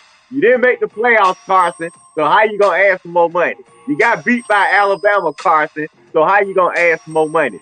You ain't done nothing. Like Rev and our money said, dude, you gonna get exposed soon. You better count your chickens while they here. Go pro or shut your mouth and be humble. Because like you say, that schedule is tough next year. And when you get exposed, we gonna remember you asking for more money. So Yep. All right. Oh, bro, he not. I don't think he's pro talent yet, but that's just me. All right. Let's move on, man. Armani, Question. we're gonna talk about your. We're gonna talk about your daddy's team, man. Big Ben speaking out against his old coach, talking trash. What's your thoughts, Armani? Go. I mean, how convenient. How convenient now Ben Roethlisberger said something about Mike Tomlin. You know, when he's at his worst. He don't have his quarterback. He don't have his starting quarterback, man. Now people want to talk. Now people are making it a big deal. I mean, let's just cut the BS, man. The Steelers fans have been wanting Mike Tomlin out of there, and we know why. We all know why. I don't know why we're trying to spin it any kind of way. We all know why. He ain't, you know what I'm saying? He not one of them good old boys. So, I mean, he gonna get all the scrutiny because they haven't won a championship in a couple years, in 10 years. That's all that is. That's all it is. Ben Roethlisberger won't talk and jump me when they were winning the Super Bowl. So I'm not trying to hear none of it. We all know what this is about. Coach, what you got about your team, man? Well, Lars Ben, I don't think a lot of people are watching his podcast, so you got to do something to get people to watch his podcast. So, hey, he can say what he wants, but you know, a lot of those people are gonna listen to it and gonna be like, yeah. But Ben, remember this. You might have been a part of the cause of a lot of those things, including your 4-turnover playoff game against the Browns when they lost. You might have been you threw a lot of interceptions in those Super Bowl games, but hey, I digress. Tomlin not going anywhere, so hey, Ben, whatever. Red, jump in there. Just a lot of blasphemy coming from Big Ben. Dude, he was your coach for almost a decade. You had an issue with him. You should have bought some of this stuff up then.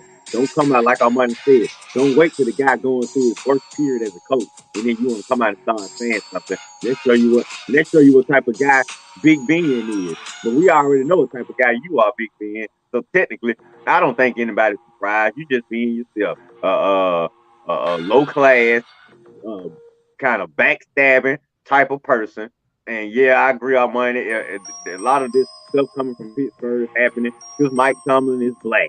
If Mike Tomlin was a white coach or one of those coaches that everybody would have, one of those good old boy coaches, he won't be going through this. They show you that no matter how much you do, no matter how much you accomplish, in the eyes of some people, you still ain't nothing but a nigga. Wow. Good stuff right there. The VP said Rappelsburger needs to have several seats. Oh, wow. Jerome K said Armani's on point. Ben must have had his MAGA t-shirt on that day. For sure. For sure. There's no need for me to go ahead on and comment. Y'all hit those topics spot on. Let's jump to the next topic. Will Giants have a QB controversy next season, rather? Coach, what says you about this topic? Ready? Go.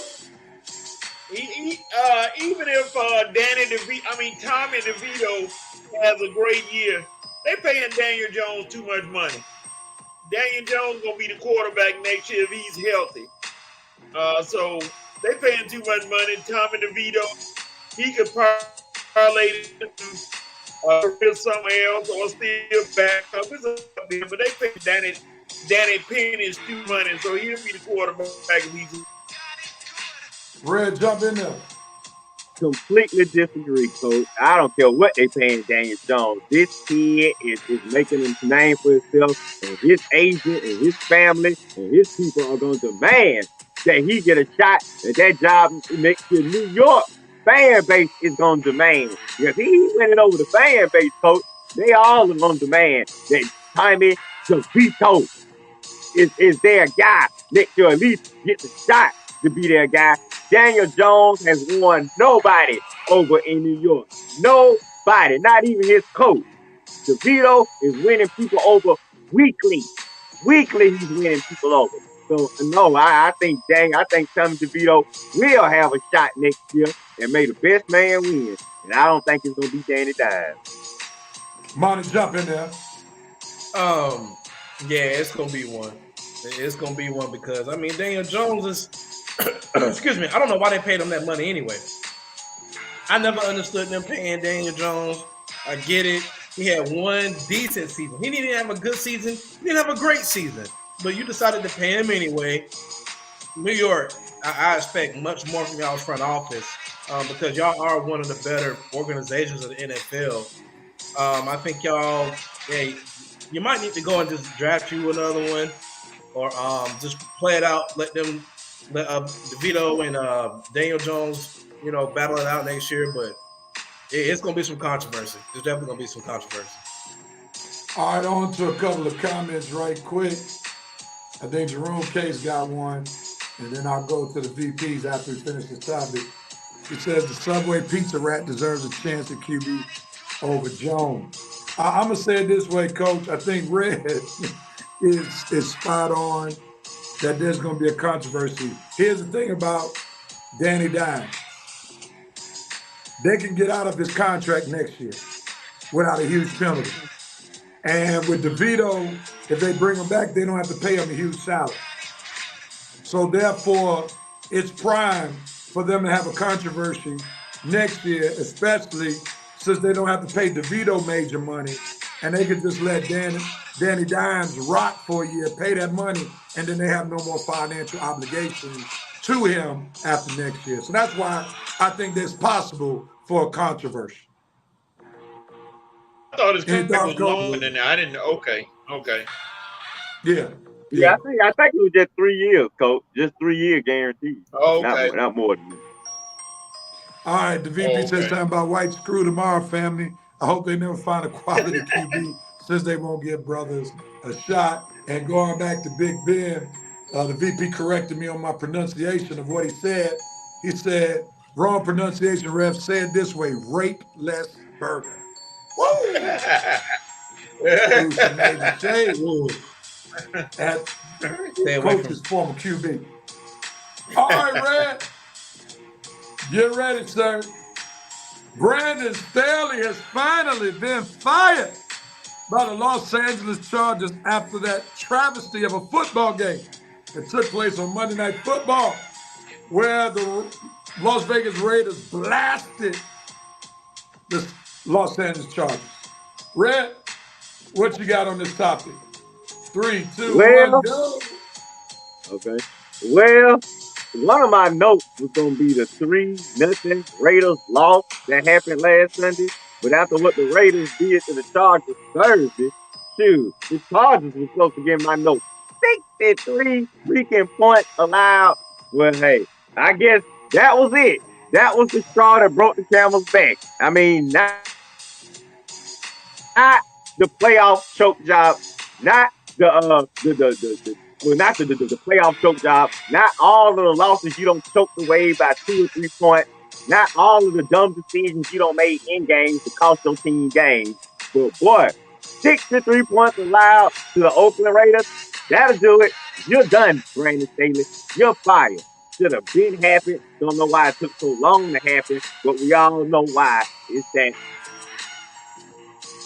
and that kept him employed because we all know had he been Armani, Rev, Coach, similar to y'all, his butt would have been gone long time ago for all those dumb decisions he made in games. Armani, jump in there. It was time. I mean, he went to the playoffs one year, and now they having a. I mean, this was I mean, it was expected, but I mean, Brandon Staley, it was just time. They ready to turn a new leaf. Head coach and GM fired, so they're going to be in search for a new coach, and they need somebody that can come in and elevate Herbert's game in that offense because they have good pieces. They have a playoff-ready team and a good above-average quarterback. So hey, it was time. I just wish some other teams would take a page out of their book. I ain't gonna say no names, but Falcons. Coach, jump in there. Well, you look at Brandon Staley, you're a defensive coach, or you say you're a defensive coach, and you allow the Raiders, who last week scored 0 points, to score 63 on you.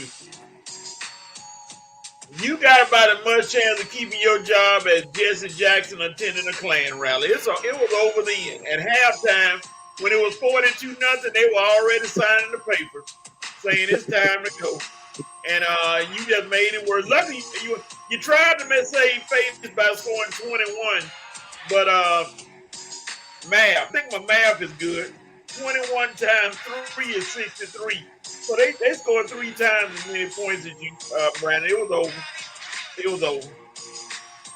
All right, the VP said Raiders look like a Super Bowl contender, Bud Bowl contender. That is, less feeling tastes great. The VP also said Ninja got fired on his day off like Craig.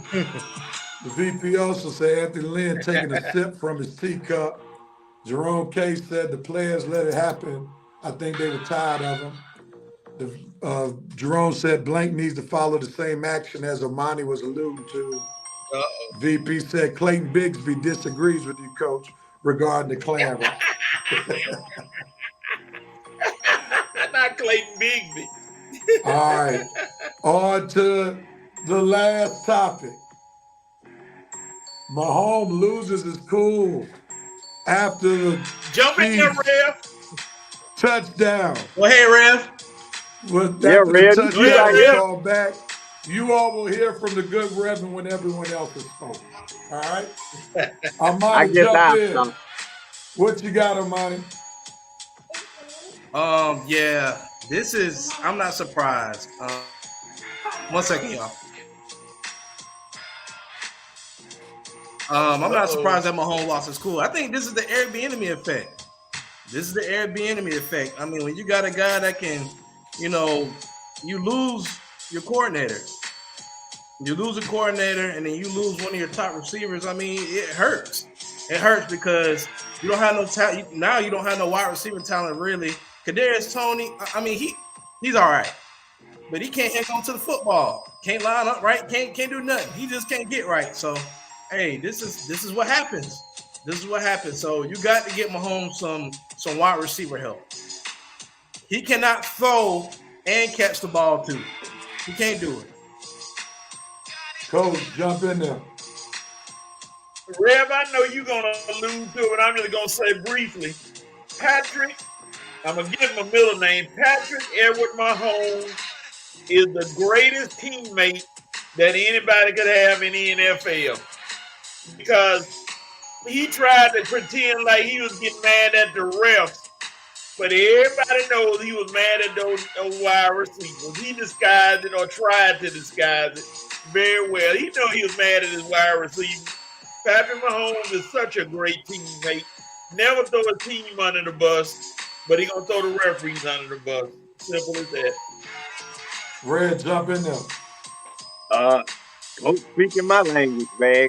That's exactly what I know he was mad at. He was not mad at no refs. I looked on the sideline when he was going off. I swear I didn't see a ref nowhere around on the sideline. All I saw was red jerseys and Patrick staring daggers at Tony. I thought Tony was the one he was going at. I thought he was trying to fight Tony right on the field. And I wouldn't have blamed him none whatsoever, Patrick. You wouldn't have got no blame from nobody. We all would have understood, like Coach said. But you are one heck of a teammate, man. Because I don't know if I would have kept my cool. I don't know if I would have held it all check. Me and Tony, well, we would have been taking a fade in the locker room, buddy. And I don't care who would have found out about it. Because that guy is trash. And you killing my football team. All the receivers trash. Rev, you know it. And Mahomes know it. Everybody know it. Man, and if I'm Mahomes, I would have made sure everybody know it. I'm sick of y'all losers. Y'all costing me games. Get these trash guys out of here. Oh, but the ref, y'all need to do a better job. All right, let me go to Reverend Night Nation real quick. Mahomes wasn't mad at the ref. He was frustrated as the receivers and the rest of the team.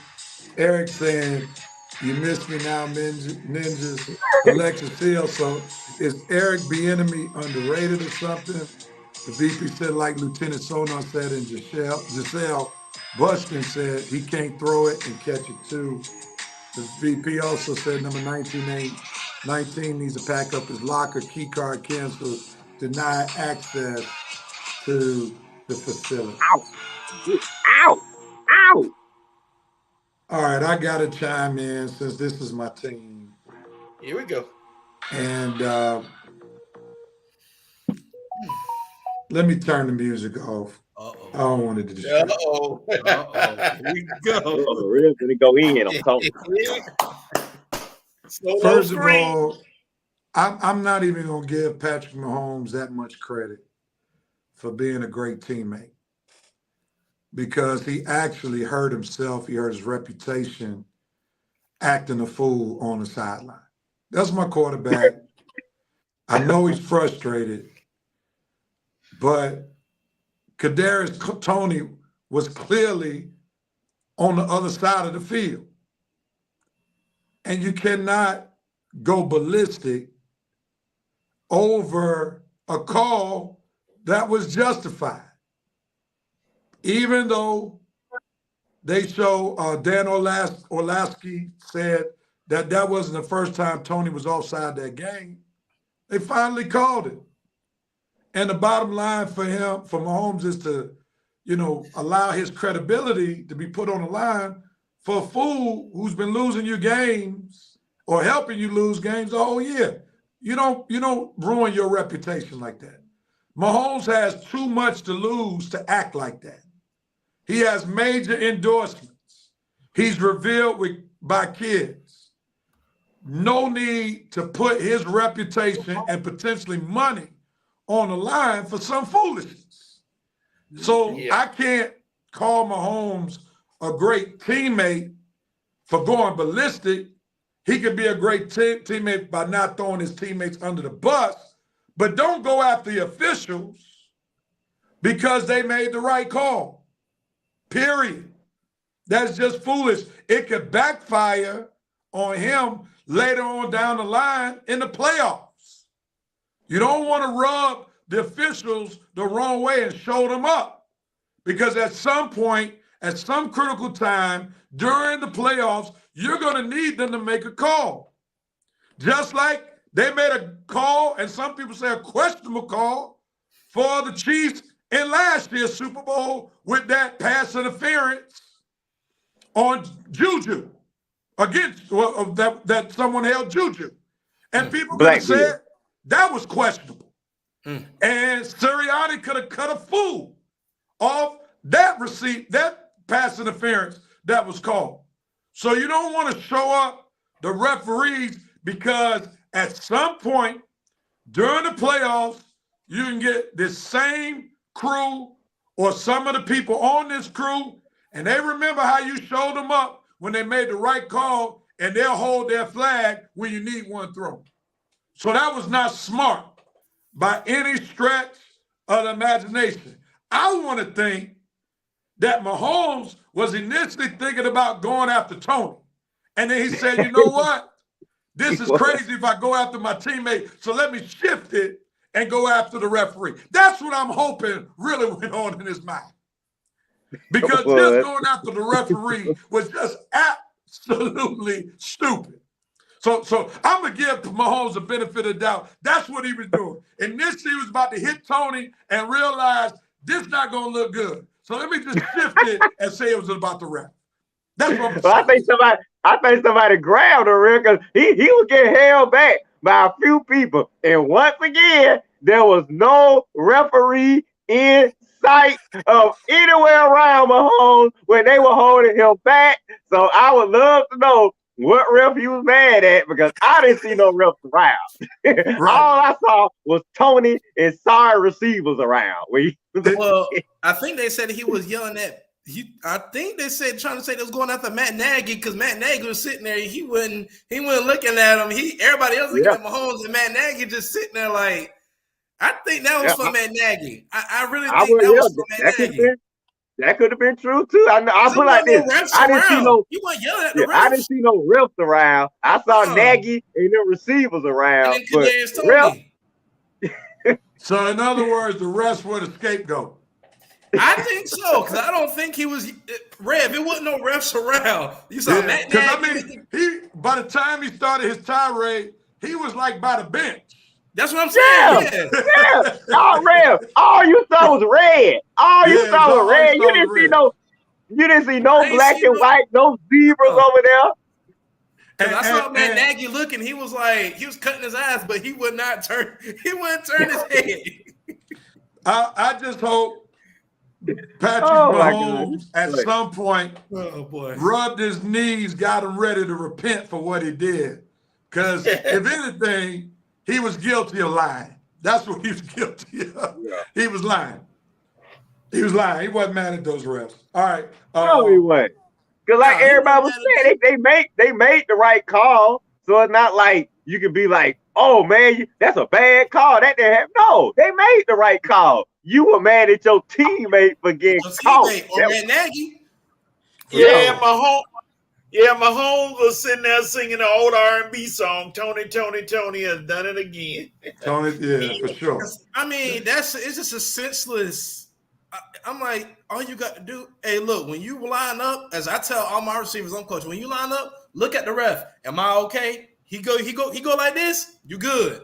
Right. He go like this, back up a little bit. That's all you got to do. Yeah. But Rev, what compounded the whole thing is, you know, in Red, though, he put on a football field, you can't hide. And when they threw the ball to Kelsey and Tony over there pouting and waving his arm, everybody saw it. Yeah. Everybody saw you. And the thing was, even on that play, Tony pouted because he didn't get the ball, and then he messed around and got the ball from Kelsey and ran it in. But if you watch it, you will see that Kadarius Toney actually pouted during the play. Yeah. And and that's why if I'm a Mahomes, I would have really went over there and got I would have put my foot in his butt. Armani, you know the word I want to use. But I'm saying, that's what I'm saying. You're not going to show me up, partner, and you been costing me. Man, I am finna put my foot in your Tony. Who you think you are showing me up? I'm Patrick Mahomes. Yeah. All right, gentlemen, let me get to these comments because we got some NFL games we got to get to because it's a 1 o'clock start. So we need to get to it real quickly. Rev, character over feelings. The VP said the aliens didn't take Rev. He's commenting on his team. The VP said Pat had a win, keeping it real, goes wrong moment. It'll come back to him in the game down the line. Tim Donaghy agrees. Pat was channeling his inner Draymond Green. I thought the same thing. Armani Newsome, OC was the target. Tony would have whipped Mahomes if he would have slid his way.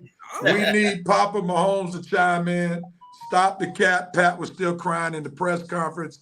That's what kept it going. He could have checked himself in front of the press at the same time. He had to go down the ref line since he already started it. So that's why he had to keep it going. Once you tell one lie, you gotta keep it going.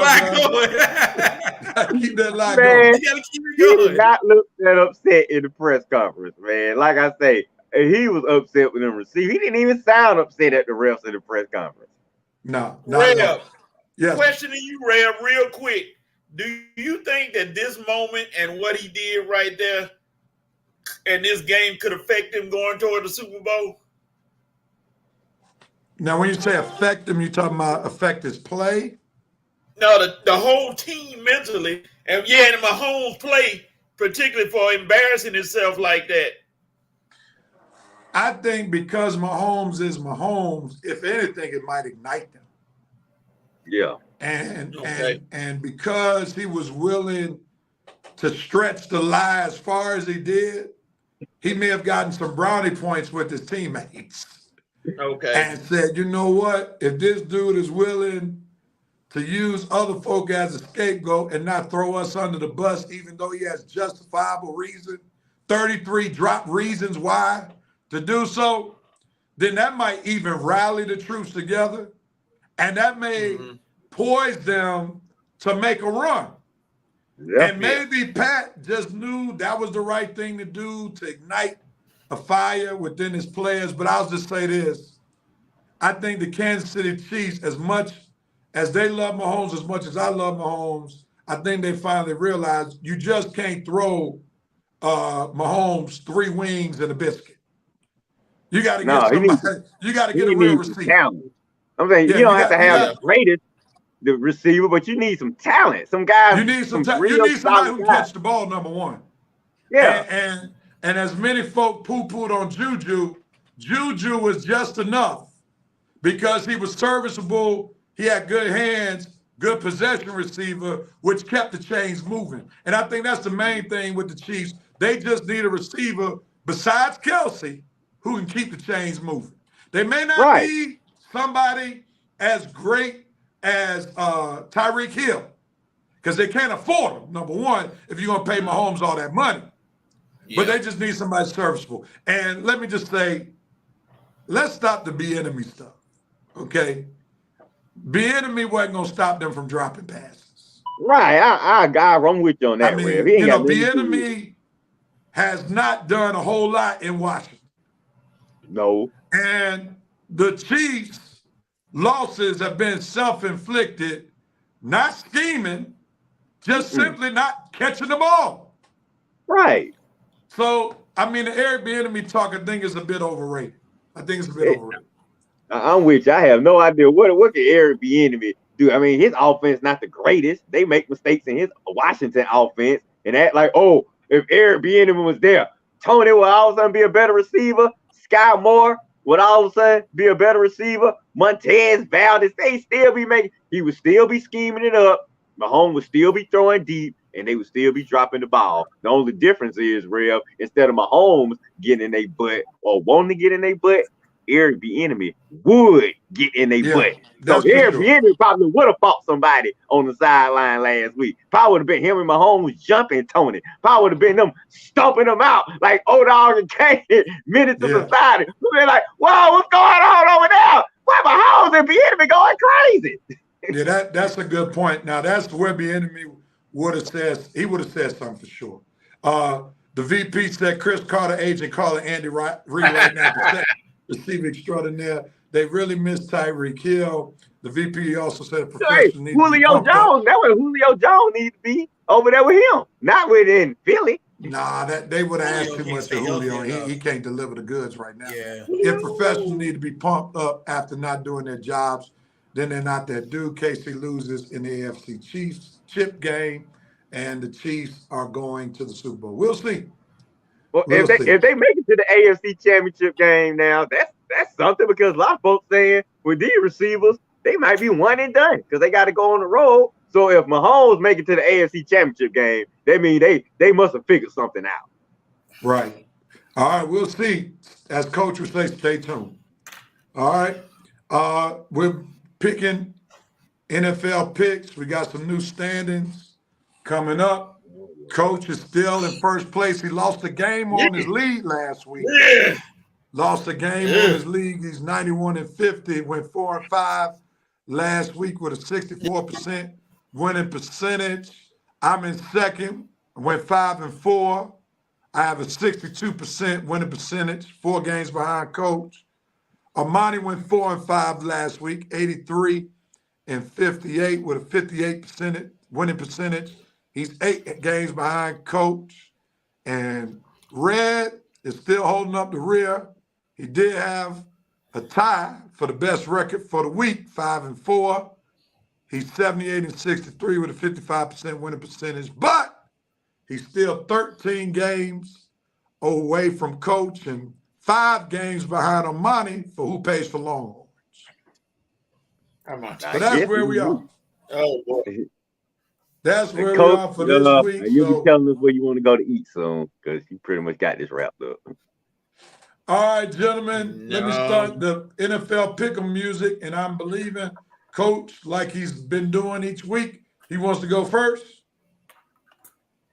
Yes, sir. All right, let's get the pick'em music going, and let's get the pick. Let's do it. Coach. We got a triple hitter today. First game on the Saturday docket. Vikings versus Bengals, Revenite Nation. Feel free to put in your pick and pick with us. Coach, who you got? I'm going to go with the Bengals because the Vikings don't know who their quarterback is. They're going to be flipping coins before the game and decide. And Jake the Snake Browning is on fire, so I'm going to go with the Bengals. Red, who you got, Vikings versus Bengals? Well, the Vikings don't bench the astronaut. I think they're going with Nick Mullins or Nick Killings or whatever Nick they found from somewhere. Whoever it is, you ain't going to beat Jake Browning and the Bengals. The Bengals at home, the Bengals on fire. Jake Browning got all his weapons, all of Joe Burrow weapons, and they balling right now. Kool-Aid is back. Burrow, Browning, it don't matter who the kicker caller is. Them boys can play. Bengals. Armani, you continue on the Bengal train. Yeah, I'm gonna go with the Bengals. Let them bench the aerospace engineer / astronaut.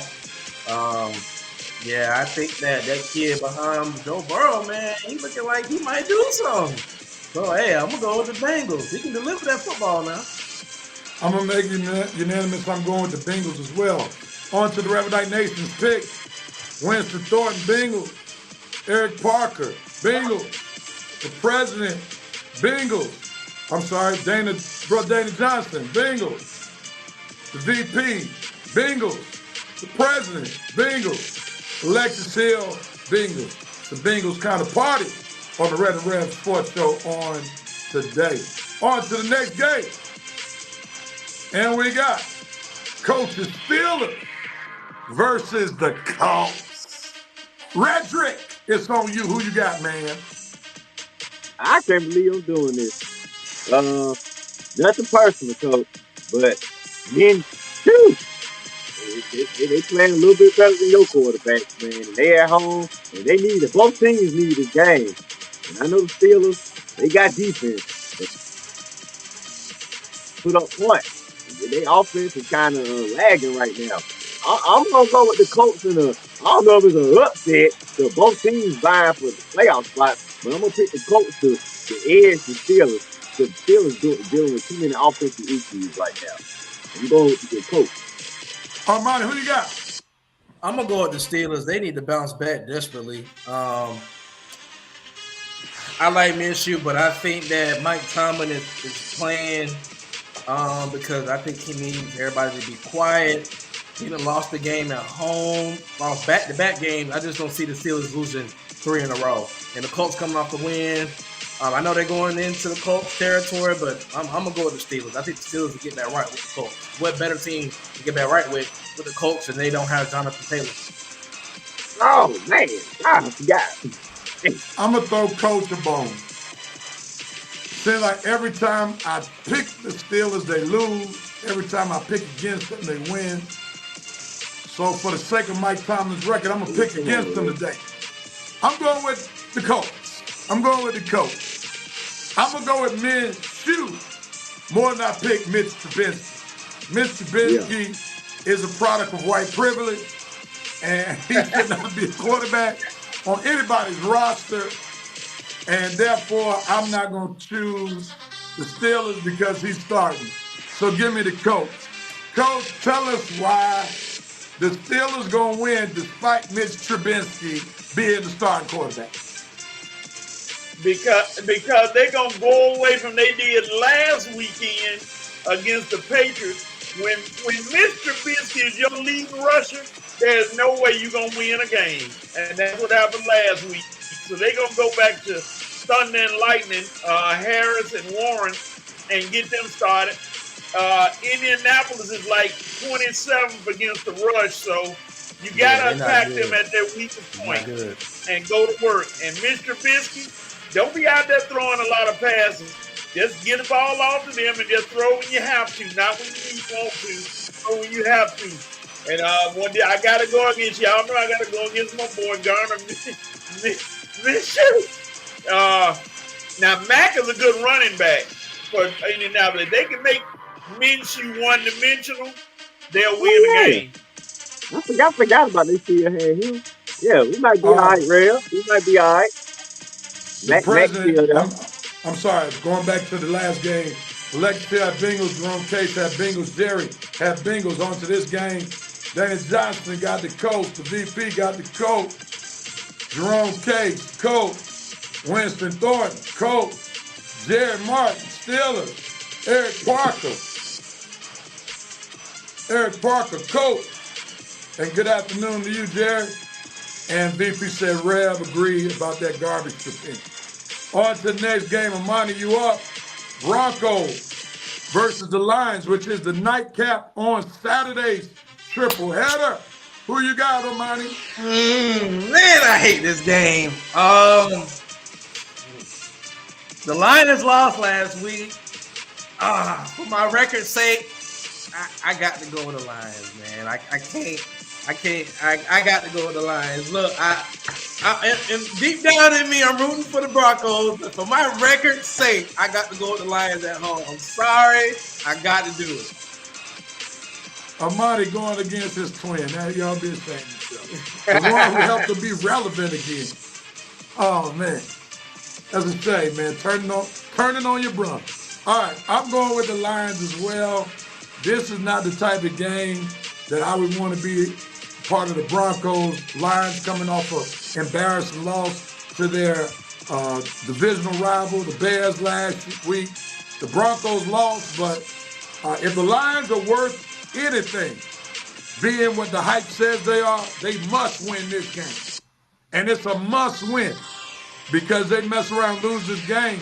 They might not even win the division because you got a couple of teams knocking on their doors and 2 games back. So I'm going to go with the Lions. And Jared Goff getting his act together. Coach, who you got?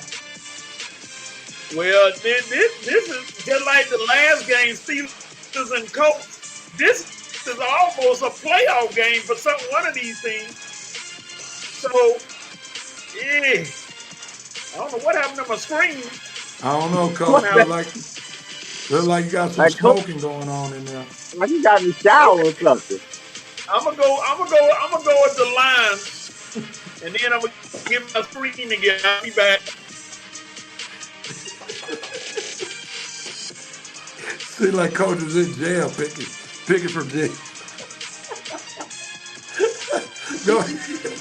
Go ahead, Red. Okay. Man, y'all left me out on the island with this one, man. I thought I was gonna be, y'all had some good points about the Lions, but I'm like Coach, man. I like chaos, Rev. So I'm gonna go with the Broncos in the upset, man. Because if the Lions lose, they'll create a lot of chaos in their division for the last few weeks. Because I'm with you, the Vikings are coming, the Packers are playing okay, and yeah, that'll create a little chaos. And the Broncos, they still they lost last week, but they still. Wait a minute, did they lose last week? No, No, the they Broncos won won. last week. They They lost won the last week week. before, but they still been balling the previous week. They've been balling good enough to make this game. I think I'm gonna take the Denver in an upset over the shaky Lions lately. Denver defense has been balling. Jared Goff has not been balling. Don't let the Broncos come in there and force them to throw a few interceptions, and they stay in the game, and the Broncos win by a field goal or a lucky touchdown. The Cortland Sutton in the back of the end zone in Detroit. I'm telling you, Denver gonna be ready for this game. Lions, you better be ready because Russell is finally cooking. Let's ride, baby. All right, so Red gave us a big spiel on why he's choosing the Broncos. Winston must be drinking the red juice. He's going with the Broncos. In the upset, Eric Parker got the Lions. Lexus Hill got the Lions. VP said, is coach a bottom or top bunk?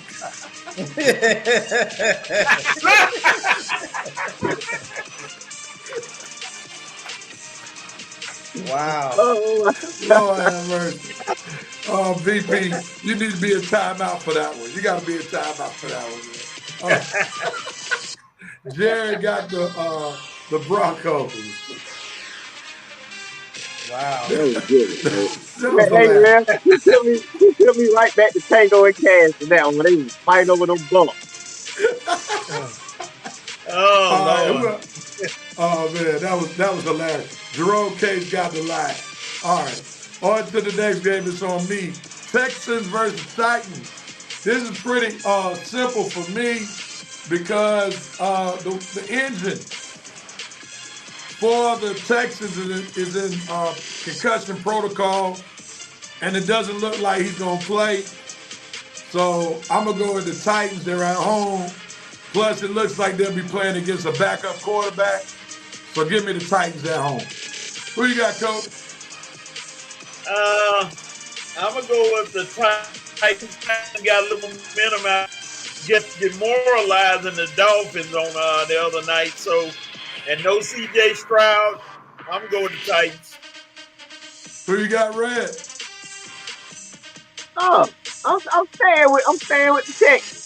Just because the CJ is out, Texas still got something to play for. Titans don't. Texas gonna have to figure out how to get this game out of Tennessee, win this game, and CJ will be back next week. But look, Texas still got something to play for. This will be a good chance to prove that it's not all CJ, that they team is actually better. And I'm gonna give them a chance to do that. Let's go Texas over the Titans. Armani, who you got? I'm gonna go with the Titans at home. No CJ Stroud, possibly, more than likely. So yeah, I don't see the Texans making no noise not without Stroud. Stroud has turned out to be he might be that dude. I'm loving how Red is trying to call these upset picks to slowly try to get back in the standings. I'm peeping this game. I've been doing this show long enough when I know my boy is putting on. All right, Dana Johnson got the Texans.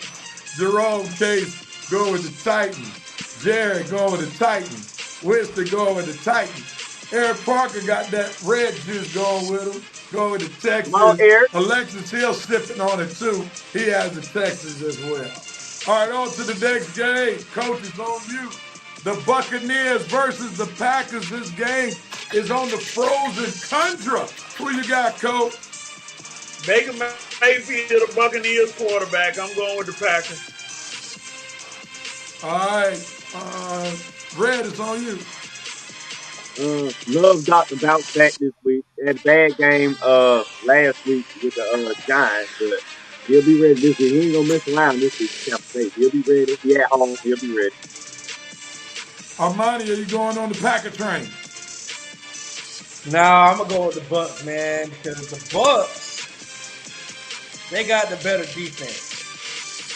And I know Mayfield ain't worth much of nothing, but neither is that guy in Green Bay. I mean, Jordan Love is struggle. So I mean, I'm gonna go with Tampa Bay, and I'm gonna say they'll beat the Packers. All right, I'm definitely not joining Armani. I'm going with the Packers to win this one. Packers at home. Baker Mayfield had his high moment last week in Atlanta. I have not seen too many times where he's played back-to-back very good games. This game is outside, not indoors, so it's going to be colder. So it doesn't look like a type of game that Baker Mayfield would thrive. So I'm going with the Packers. On the River Night Nation's choices, let's see who they rolling with. Jared got Green Bay, the Packers. Eric Parker, Packers. Dana Johnson, Packers. The president need the Packers to come through. Jerome Case giving some love win, so he's going with the Packers. Winston, Packers. Alexis Hill, Packers. Armani, you still got time. You want to change the pick?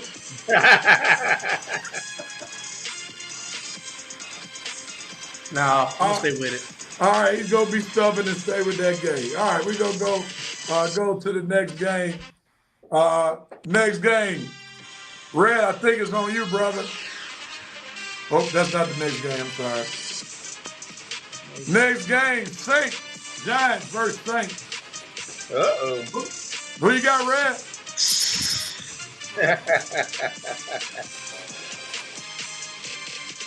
Don't make me do it. Red? Giants and Saints. I'm taking DeVito, baby. Giants. I'm staying with Tommy DeVito. Giants, baby. Okay.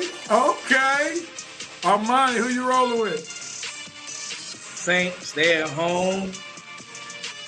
Yeah, I'm gonna go with the Saints, man. I can't DeVito or Carr, so it's like I'd rather take the veteran.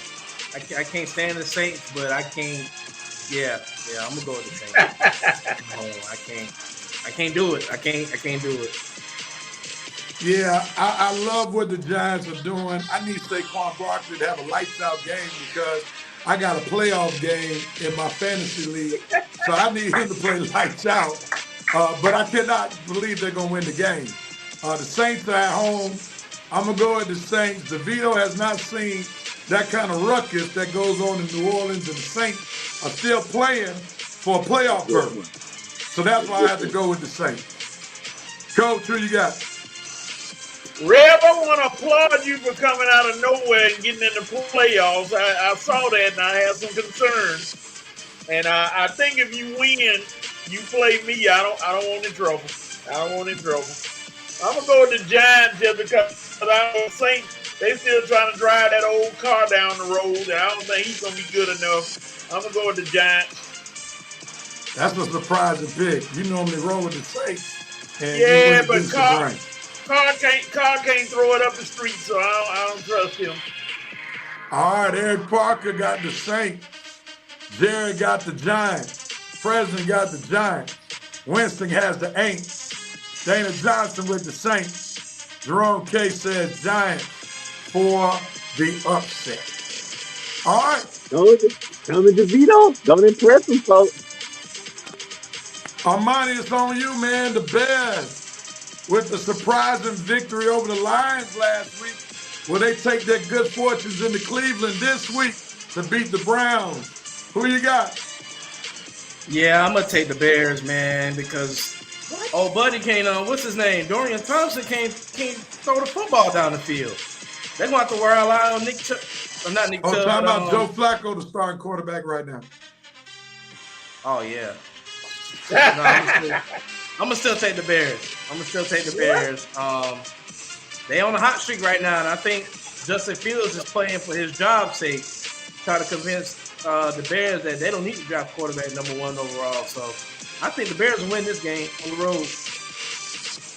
I'm not gonna go with the Bears. I'm gonna go with the Browns. The Browns defense is serious business. Flacco doing just enough to keep that Browns train rolling to make them a serious playoff contender. Trust me, I want the Bears to do well, especially DJ Moore, because he's one of my starting wide receivers in fantasy. And again, I'm in the playoffs this week. So I need a big game from DJ Moore, but I don't see them going into Cleveland, beating the Browns. So I'm going to go with Cleveland. Who you got, Coach? I'm gonna make one of them usual comments. I hope the Bears beat the Browns by 30, but for record's sake, I'm going with the Browns. All right, Red, who you got, man? The Browns defense is out of this world. Last 5 games, they only given up 20 points twice. And both of them 2 good quarterbacks. Browns defense is keeping them in every game this season. And Flacco only got to make about a few plays a game just to get the victory. Browns at home, defense at home, defense sleeping in their beds this weekend. Time to eat Sunday, baby. Sorry, Phil, you're right, Armani. Fields have been balling lately, but I think the Browns will be ready. They got a lot to play for. All right, so the president got the Browns. Parker, Browns. Jerome Case, Browns. Jerry, Chicago Bears. Dana Johnson, the Browns. All right, on to the next game, man. This one's on me. This is a tough one. The Cowboys, who are riding high off a major W against the Philadelphia Eagles in Jerry World, taking their talents to Buffalo against the Buffalo Bills, who just beat my Chiefs at Arrowhead. I'm going to go with the Bills to stop the Dallas Cowboy train. Dak has been playing pretty solid. A lot of his solid play has been at home in the conditioned environment in Jerry World. He's about to play in some elements in Buffalo. The Buffalo Mafia is going to be rowdy because the Bills are still knocking on the playoff door, and they have a legitimate shot to catch Maurice Throwers, Miami Dolphins, if they don't get their act together. So I'm going to go with Josh Allen, who's a beast, who's the type of quarterback that will give the Dallas Cowboys defense fit, especially if they don't keep their defensive assignments, their lane assignments, because Josh Allen can run with the best of them. He can throw with the best of them. So I'm going to go with Josh Allen and the Buffalo Bills. Who you got, Coach? Lord, I hate to say this, but I got to go with the Cowboys. The Bills are a threat if they get in the playoffs. So the farther they are from the playoffs, the better. I'm going to go with the Cowboys, even though there's nothing I like about Dallas except the city. Wow, Coach is looking at his Steelers getting in the playoffs rather than calling it what it needs to call. Okay. Go ahead, Red. I'm taking Dallas. Dallas has been decent these last few games. I mean, 30 plus, at least 35 points in the last few games. Whether they're on the road or at home in Buffalo, all they doing is just escaping victory. One blowout in the last 5 games, and that was just started. Every other game has been this close. They either won it by close or they either lost it. And Josh Allen, turnovers in every game. Last 2 games have at least 1 turnover. You get a Cowboys some turnovers with Bland and Gilmore, you're going to get cooked, even in Buffalo. And I think they're going to get cooked because Josh Allen is always good for 1 turnover. That might be a pick 6. Dak will definitely have the offense balling on their own, and Dallas defense is playing pretty good. Dallas is slowly becoming probably one of the best teams in the NFL right now, right in front of our eyes. I see you, Cowboys. I'm with you. Dallas. Armani. Yeah, I can't see myself. I mean, honestly, Dak is having a really good season. Yeah, I mean, he is. And he's not a turnover machine as much as Josh Allen. And the Cowboys can force some turnovers. If you got a turnover quarterback, the Cowboys is not the team you want to see. So I'm going to go with the Cowboys. You know, the Bills are a good football team, but it's not this year. And I think this is going to be Sean McDermott's last year. All right. Jerry Martin got the Bills. Winston has the Cowboys. Lexus Hill has the Bills. Dana Johnson Sr., Cowboys. Eric Parker, I hate Dallas, I'm going with the Bills. But that don't Can I mean say how nothing. y'all boys been? Carl from high school tuned in. I don't know who you went to high school with, but cool. Jerry says the Plowboy. Plowboy. Jerome K said, like you said last week, the Bills will find a way to win in the end. Brother Lou, you mean lose? They always find a way to lose. Like the Falcons, no rings. The president said taking the Bills at home. Eric Park said, Red, Dak does the same in critical moments. He chokes like Josh Allen. Not this year, you haven't. Not this year. And Josh been choking forever. Turnover. I can't remember the last game Josh didn't have a turnover, Eric. So you better be careful because you throw it to Bland, you throw it to Gilmore, they taking it back to the house, baby. And that's going to be 7 points, additional points, and including to the points that Dallas offense going to score. So you better be careful. You know Josh Allen is a turnover waiting to happen. Tastefully. Jerome Case got a message for you all who picked the Cowboys. Dallas is a dome team doomed to lose when outside.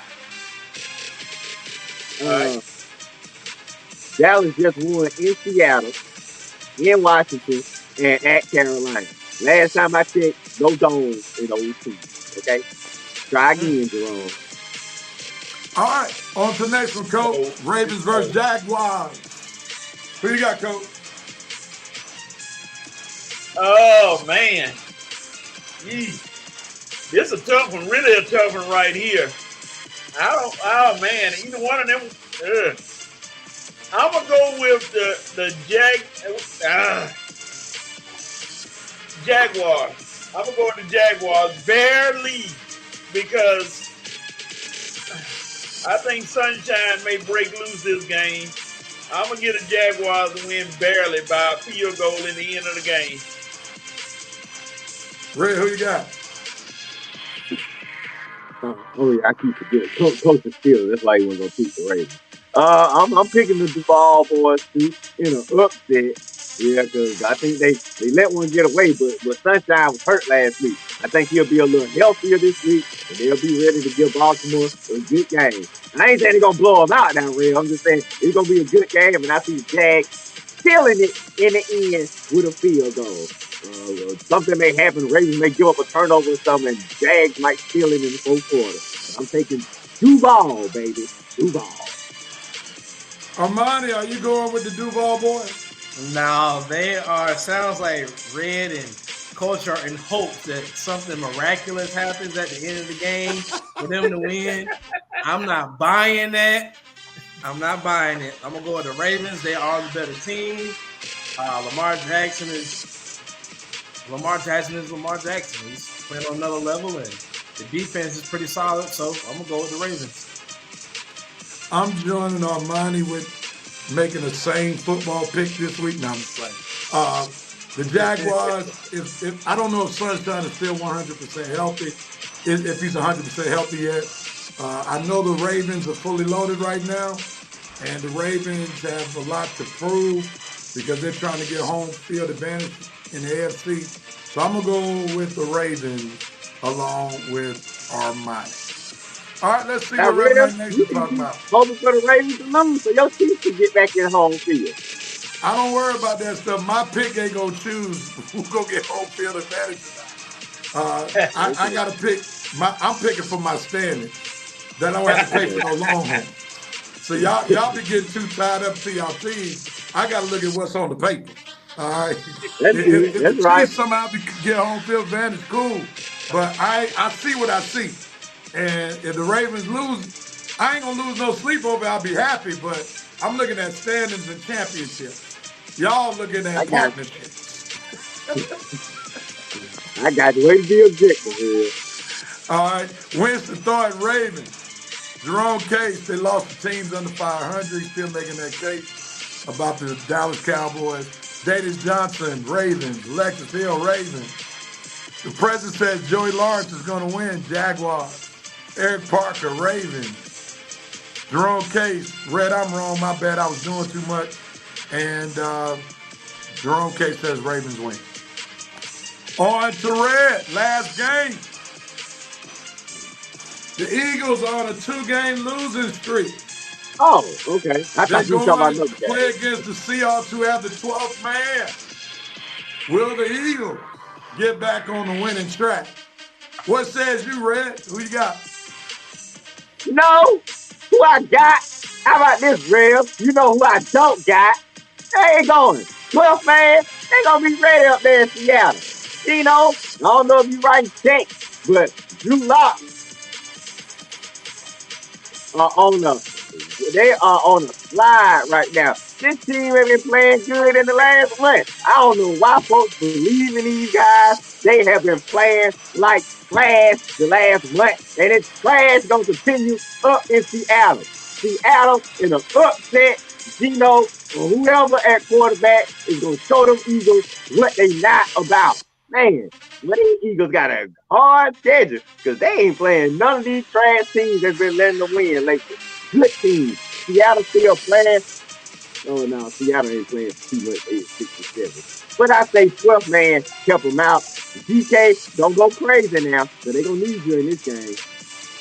I'm taking the upset, Red. Seattle over the Eagles all day because I ain't got no love for no Eagles. Armani, who you got? Yeah, the Eagles been on a 2-game losing streak, but they're gonna bounce back this week. I'm gonna take the Eagles. They not. Any particular reason why they're gonna bounce back?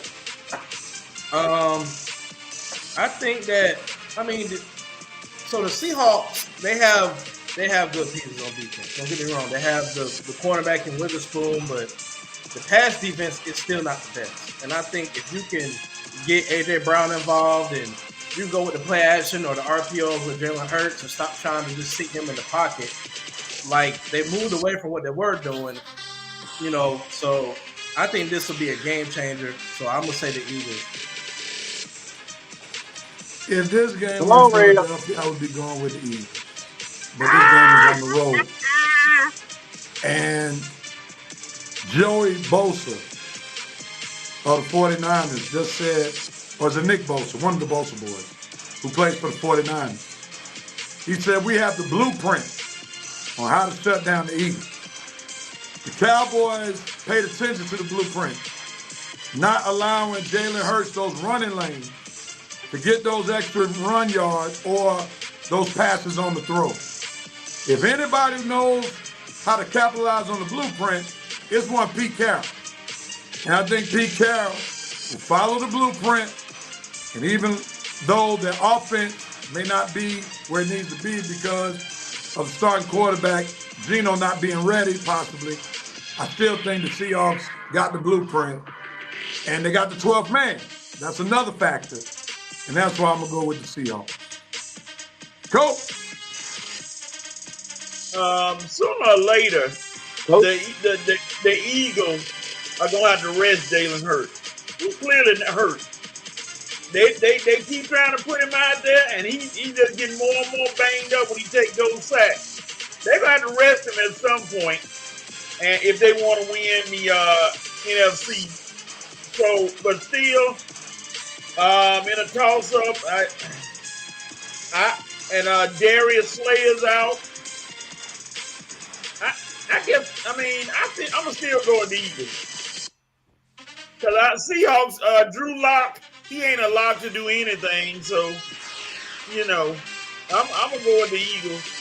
They'll squeak it out by a couple, maybe a touchdown. All right, Winston Thornton has the Eagles. The president has the Sea Chicken. Winston Thornton just had to talk about the Falcons and the Panthers. He got the Falcons over Panthers. Thanks for letting us know that pick. Eric Parker, something's wrong with the Eagles. Seahawks win. The president said Darius Slay had knee surgery. Gonna be a field day. Seems like you're going with the Seahawks. Lexus Hill, Seahawks. Jerome Case, Eagles win redemption. All righty. We have made our pick for this week. We will see how much movement there will be in the standings on next week. Coach either's going to be comfortably in the lead Or he's going to be real close to Rev, who's going for that back-to-back championship. Because Coach sure knows how to blow leads.